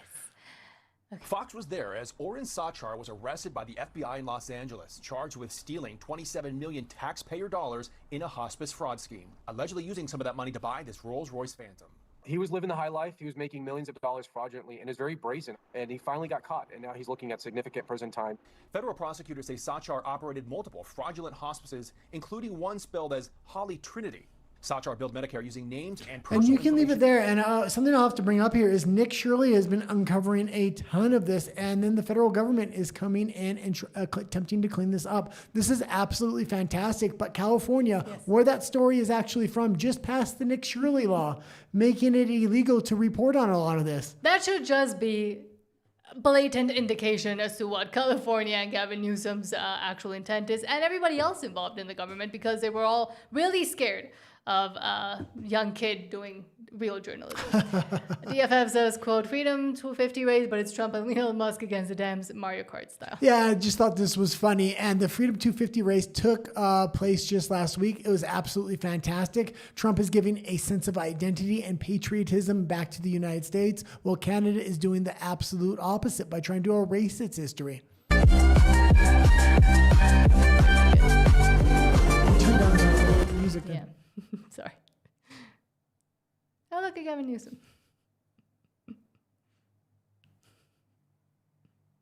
Okay, and you can leave it there. It's just not the same without the music there, Nat. But the thing is, YouTube doesn't like it when we play music. But picking articles, maybe. Gunther Eagleman says, quote, Texas is stealing Wall Street's lunch money. Morgan Stanley just announced they're planting the flag in Texas. Goldman Sachs and Bank of America already stacked up nearly 11,000 new finance jobs within 300 feet of each other. That's not a trend. That's mass migration. Yeah, and we're seeing a new financial center emerge within Texas, a new manufacturing and tech center emerge within Texas. Texas is becoming the new superpower of states in the United States. States in the U.S. NPR writing this story, quote, why Texas is betting Y'all Street can take on Wall Street. Let's bring in Ari Rastegar, founder and CEO of Rastegar Property. Ari, welcome. Hey, Mike, good to see you. I'm in a good mood today. Yeah, great to see you. So what about this Texas play for Wall Street to come down to Y'all Street? It's a huge deal. I mean, now that Morgan Stanley recently announced they're going to be there, you're going to have close to 11,000 new employees between Goldman Sachs and Bank of America, and now Morgan Stanley, within 300 feet of each other. That type of economic density starts to change things in a very meaningful way. I mean, New York and is you still, can leave it you know, there, but I will say I was watching what's been happening to the Texas voter bloc, and it is massively changing with all the tech companies, all the manufacturing moving in, a lot of people relocating for jobs from blue states to red states, a lot of people wanting to get a piece of the good economy, which lies in Texas, but it could potentially change that voting bloc. So hopefully the people of Texas will welcome those people and educate them. We don't vote blue in Texas. But also all the idiotic policies from the blue states and the let's tax the rich, let's do this, let's do that. Mamdani's New York, proving that that is not what actually, that the people that you want to tax will actually just move away from your insanity, while the rest are just going to stay trapped there. But Rapid Response 47 says, quote, Dr. All is saying the Medicare Trust Fund will last twice as long if we can take the fraud out of Medicare, forget everything else. Absolutely. And again, this is another fraud story. The amount of fraud stories coming up that the Trump administration is going after right now is absolutely massive. I can only highlight a fraction on the show. But you're going to hear the reporter at the end of this saying, oh, it's only $42 billion. There's trillions of dollars. And he's like, well, if you stack billions upon billions every year, eventually it does add up. This is only the beginning. This is the second year of Trump being in here. Fraud, waste, and abuse issue is important. I'll just put it in the context of what you just gave me. The insolvency of the Medicare Trust Fund, which is going to happen in 6 to 7 years, it'll last twice as long. Think about that. Twice as many years of benefits if we just take the fraud out of Medicare. Forget about everything else. Just this past year, we cut $42 billion of fraud from Medicare by never leaving the money out of the door. And those are kinds of benefits. We're seeing dramatic changes in durable medical equipment fraud by a nationwide moratorium. $42 billion. The federal government paid $1.2 trillion on Medicare. That's just the beginning. That was last year. We hadn't even gotten the full speed. Yeah. But let me just point one reality out. This is important. The fraud doesn't just steal money. It steals our trust. And we have states that are not working closely with us on these issues. And that's because in some cases, what's fraud to us, objectively, is actually a feature for the states. The fraud, waste, and abuse. And that's the thing with Canada. This fraud are actually features of the system, and it's permanently built into the Canadian system there. When it comes to the United States, I mean, I don't care if it's 1.5 trillion. They need to start somewhere. At least they're starting there. It's absolutely fantastic to see it. And before we continue and go to your lovely comments, once again, please don't forget to subscribe. It really does help us out, and like the video because it also helps us out a lot. But Anya Zinsky says, I'm so confused on the pipeline. Is the oil not Alberta's? But then why not Alberta negotiate with the USA? Because the federal government doesn't let them. Because the federal government wants to approve pipelines, and they work with the Albertan government to make sure those pipelines go through other provinces because as soon as the pipeline goes through multiple provinces, the federal government has a lot of leverage and say on what goes on there. They can regulate how things are managed at that point. Dara Robinson says, Carney walked to have the TDS Eastern Canadian support for a snap election. His majority is falling, and if he wins, Lord help us. Well, he already did, but if he wins again, yeah. Canadian Spider-Man says, Trump didn't bring millions of immigrants with low skills into Canada and destroy the great immigration system I grew up with and that I came under. Trump isn't making liberal budgets that spend our children's future. And many other things that exactly have nothing to do with Trump. But because they have that scapegoat there right now, well, that's the only thing that they'll use. Yeah, mass manufacturing. I mean, the future is looking bright for the United States. As much as they want to use propaganda and say, try to say everything is doom and gloom, you can look at every other country in the world and compare it to America. America is doing absolutely fantastic right now. And that includes putting it up against its massive rival of China. For the first time in decades, the United States is out producing China in GDP. Canadian Spider-Man says, Canada is tied to America and we are so lucky to be next to them. And you'll find out how lucky you were as soon as they do when they do fully decouple. Philip Vespa says, I don't believe anything Danielle says. Wouldn't put it past her using oil as a trade weapon. She is a known floor crosser. That is true as well. Yeah. Jason says, it's the liberal government that wrecked the relationship with Trump. I'm a conservative voter trying to get conservative leader Pierre Poilievre elected. He has common sense ideology.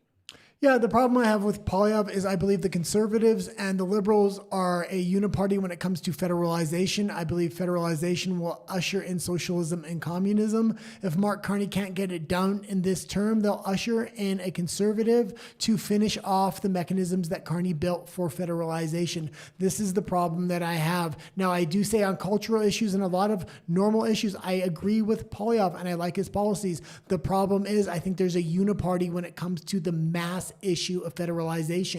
And if they're able to get federalization in, Canada is permanently cooked. That is socialism. That is the Chinese system that is going to be ushered in, period. Poilievre isn't willing to speak up against Mark Carney and this trade war at this point, not in any substantive way. He says, well, we have to put Canada first. We have to come together. That's absolutely ridiculous, especially with the policies of Mark Carney right now. Canadian Spider-Man says, Big Mike, thank you for that. Says, national politics do not matter anymore, Alberta only. Yeah.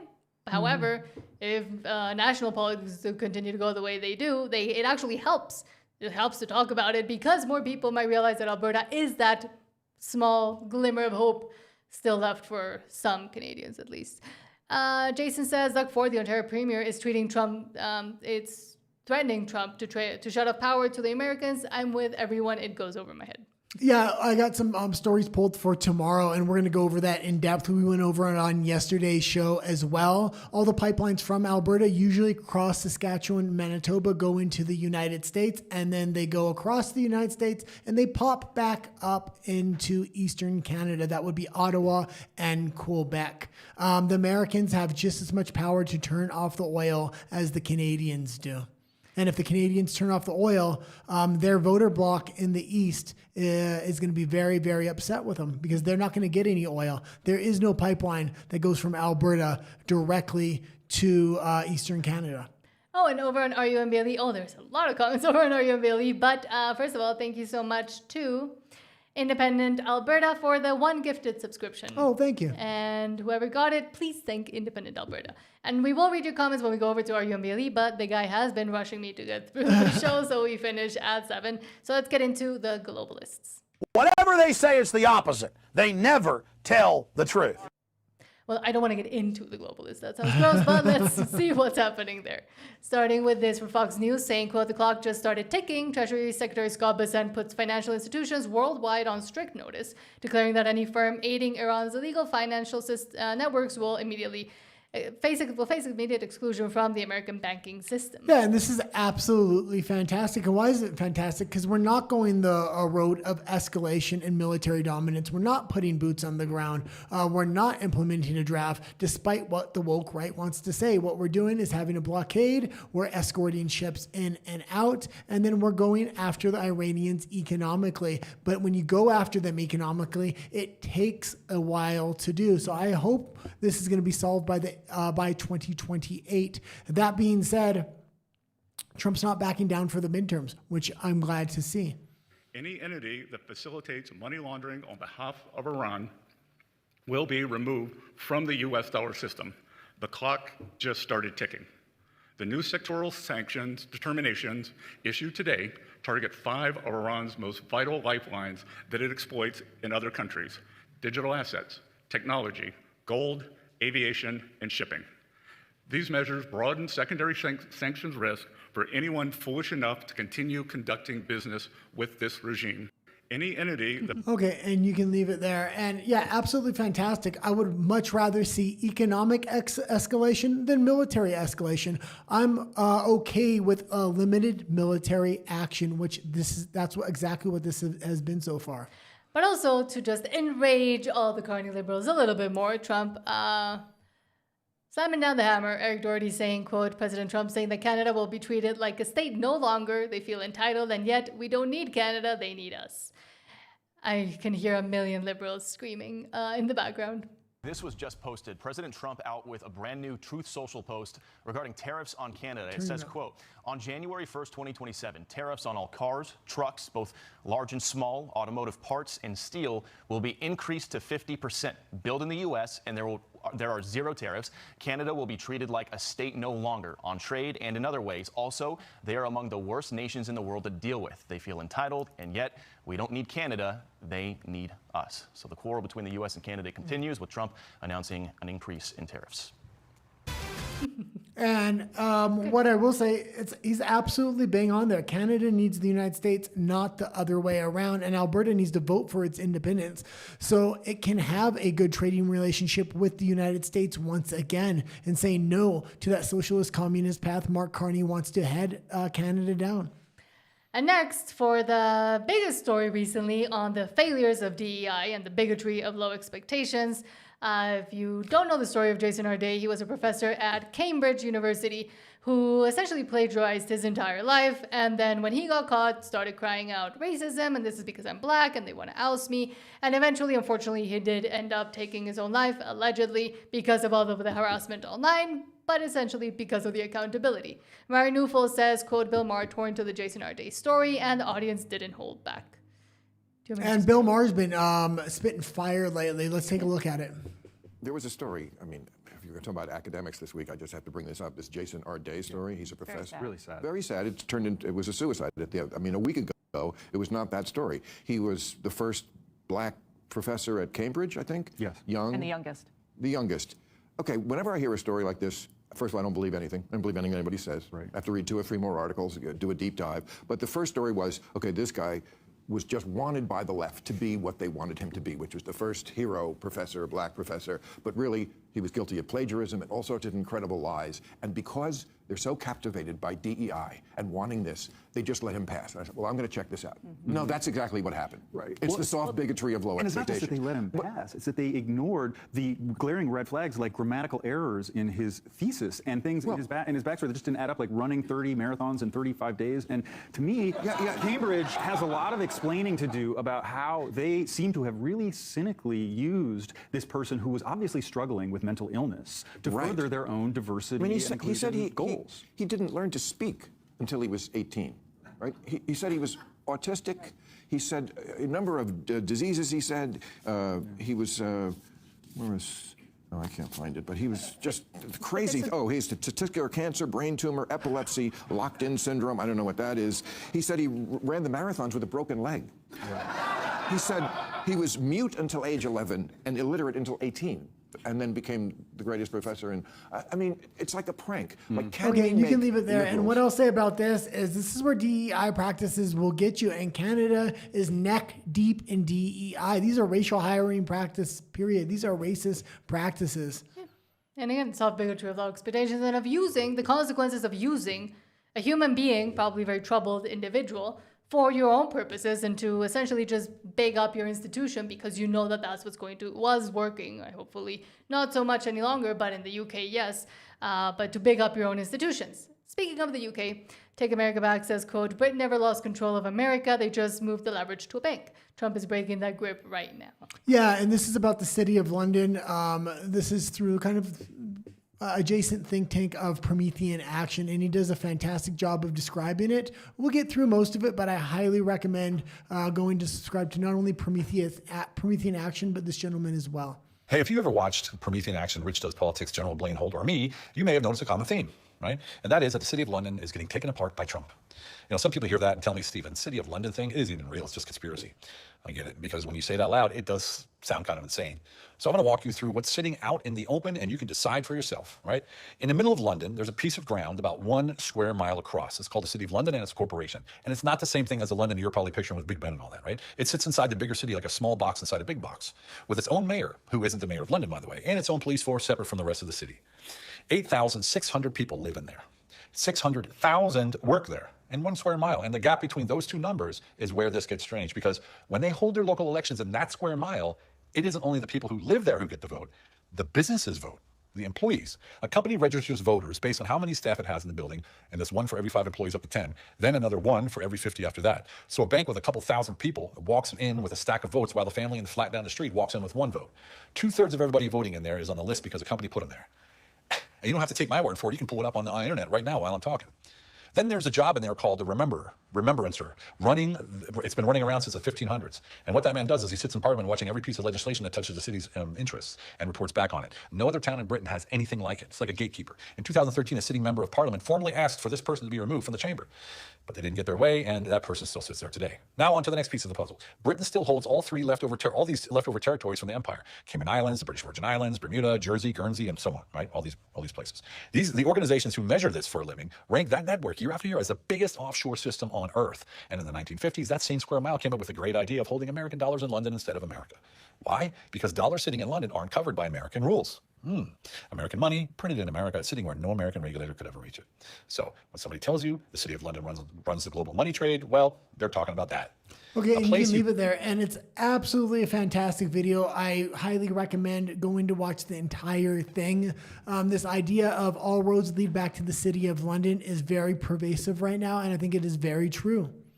And also, before we continue, please don't forget to subscribe. It really does help us out and like the video. But also, I was going to say thank you so much to Doug Ross for the $2 super chat. Oh, thank you. No message, but thank you so much. Really appreciated. But now back to your comments. Where are we? And that is the last segment before we go over to RUMBLE. We got a ton of comments. We're going to try to get through most of them here before we go over to Rumble.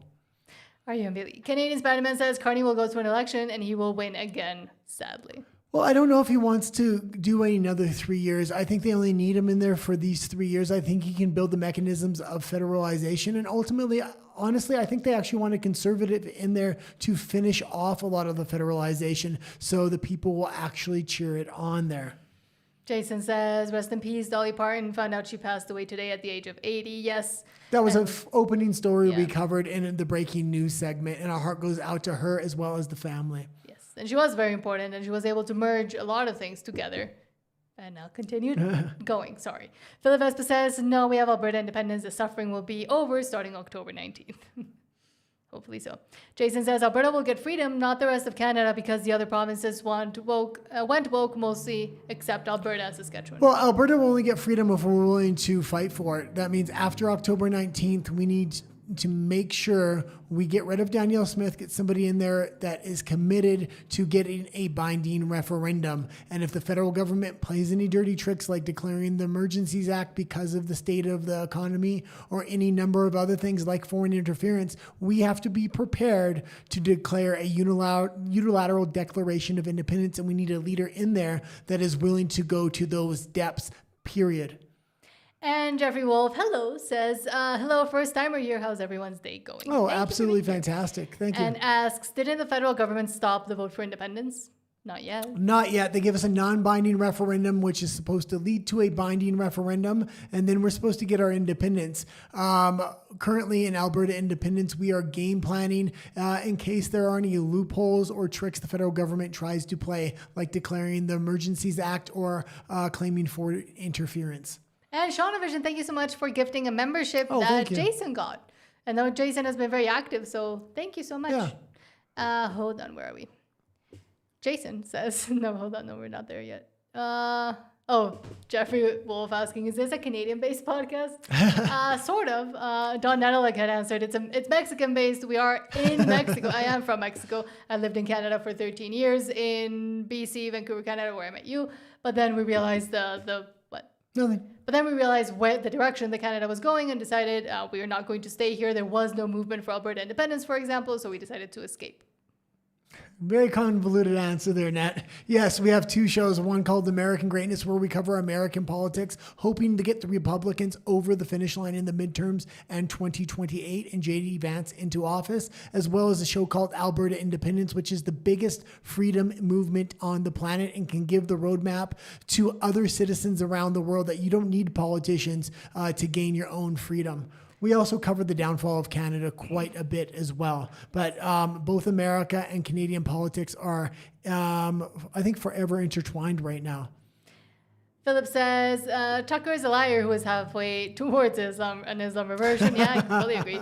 Candace is a petty woman with no fans. These losers want to resurrect their failing careers with vanity projects, but I believe they're also probably being used by other entities that are the ones that are actually paying them. Yeah, I think Candace Owens is the one that really sheds the light for your non-politically engaged individuals. Sometimes Tucker can get around. People don't watch him every single day. And a lot of the things he says do make sense. But if you watch him every day, you can see the poison seeds that he is planting there. Jason says, Fairbanks, it's nuts. Canada don't think we can recover from this nightmare the Liberals created in the last decade. It just No, a good decade. absolutely not. There's two options for Canadian. If you live in Alberta, you vote for independence and you break free. If you live in the rest of Canada, it's time to hit the border, move to the United States, Mexico, or somewhere that's not heading towards socialism and communism right now. 444 Yup just says USA Olympic gold hockey champions. Just rub it in to the Canadians. Jeffrey Wolf says, of course Wall Street's moving out of New York. Capitalism and socialism don't play nice together, and they're not stupid. And Jeffrey also says, yep, Canada probably shouldn't declare war on the United States. Sounds like a bad plan, politically speaking. Well, and it's nice that the United States is so large and it has a place like Texas for the financial institutions to kind of relocate to in a situation where we have a Mamdani as mayor in New York, which is ridiculous. It's like having Carney as a president of a country. Doug Ross says SpaceX just announced they're building a huge new star base in Louisiana that will create hundreds of new manufacturing jobs. Absolutely fantastic. And the South is doing fantastic under Trump right now. Jason says Carney is steering us towards China and the EU, which is a stupid mistake on his part. Carney, like I said, had 14 months to work on a deal with Trump, and he failed on his promise. He should step down or be called for a recall, but he won't. Carney has until after the right now. Carney has till after the midterms before Trump absolutely crushes them, cancels the USMCA, announces a bilateral deal with the Mexicans, and hollows out what's left of the businesses in Canada. Yeah. Jason says, I'm in BC and I can't afford to move my family there. I was born in Edmonton. And that's the sad reality of it all as well. I mean, we worked for 4.5 years before we actually were able to even leave. Yeah, Canada. But if you used to live in Edmonton, maybe you can get an address or something there. So if they do break free, you'll automatically get citizenship there. Jeffrey Wolf says, well, we're blowing something up to, I mean, Americans are going to be American. Farmers 77 says, how can you hear liberals screaming? Isn't that just their natural state every day? Seems like every other day to me. Well, yeah, exactly. Yeah. Dal Robinson says, Nan and Guy will be covering the Calgary by-election September 14. Yep, absolutely. Jeffrey Wolf says, a mentally ill liberal professor sounds about right. Yeah. Jason R.D. Phil Vespa says, then you don't want freedom bad enough, Jason. How much worse does it have to get? But believe us, I mean, we know how hard it is in BC and how long it took for us to be able to do anything. It took a long time for us to save up enough money to move down here to Mexico. And you're working 4 4 jobs at a time, me 2 or 3. Jason says, I fight for my own freedom. I have the rest of Canada to worry about. I was born Canadian and I will die Canadian. You're going to be communism in Chinese or Indian pretty soon. That's what Canadian culture is becoming. A lot of people think they were born Canadian and they lean into this Canadian history. Canadian history is literally being erased before your eyes. Statues pulled down, street names renamed into words people can't even pronounce because the alphabet is made up in the 90s at UBC. It's absolutely ridiculous what's happening. And they're not only erasing history, they're importing a new culture to replace the current culture. And they're guilting and shaming everybody that lives in the nation. It's time for Alberta to break free, save Western values, and become something great. Philip Vespa says, you don't owe the rest of Canada anything. I live in Ontario and can't wait to move when I get my professional designation. I'm sorry I don't have a family to worry about. And I guess it does change it, but also to save a family, I would say doing as much as possible to stop the insanity. Jason says, and I got to fight for Canada. It's tattooed. I tattooed Canada on my arm. Well... Bud says, thanks for the membership to Shauna Vision. And Yazinski says, I hope you get your designation soon. Alberta needs amazing CPAs. Yeah. Jason says, it's Chad RS on here and being real with everyone. It's good channel. Thank you. Oh, thank you. And I caught the end of it a little bit. Yeah, me too. John says, if Alberta breaks away, would Clowney try to stop it from happening? Yes. Of course, it's an existential crisis for him, Canada, and his plans for federalization, because a lot of the saving, the middling powers, and Europe depends on the natural resources Canada has, of which most are in Alberta, at least currently. Yeah, well, it's not actually most of the provinces have a tremendous amount of resources. The issue the federal government's going to have is if Alberta leaves, Alberta's the one that developed those natural resources and the refinement processes needed, while the other provinces didn't do nearly as much. A matter of fact, I'm from British Columbia. I used to work in the mining industry just a little bit. And when you mine a lot of the ore out of the ground, you ship it right to the United States because you don't even have the facilities to refine the minerals there. And Yasinski says, bring on the great professionals into Alberta, we will be even stronger. Exactly. And common sense people, too. Keep the liberals and crazy people out. Jason says, sorry, my grammar kind of ducks. I only got my grade 10. LOL. You should see how the guy writes. There's a reason that Nat reads all the articles. She reads aloud a lot better than I do. Yes. Jeffrey says, don't give up your guns, Alberta. You're probably going to need them. Yep. And we've been saying that too. But now we're heading, thank you so much for all your lovely comments, for all the super chats as well. Oh, I can't see the name on, but Doug Ross and everybody else that sent super chats, thank you so much. We're heading over to RUMBLE. Now the show is not over, the show continues. You can find our username for Rumble down there. And the stories that we do on there now are a little bit spicier, so we can't talk about them here on YouTube. We'll be back tomorrow at 5 p.m. with Canada's downfall and talking all about that again. Let's get ready to rumble!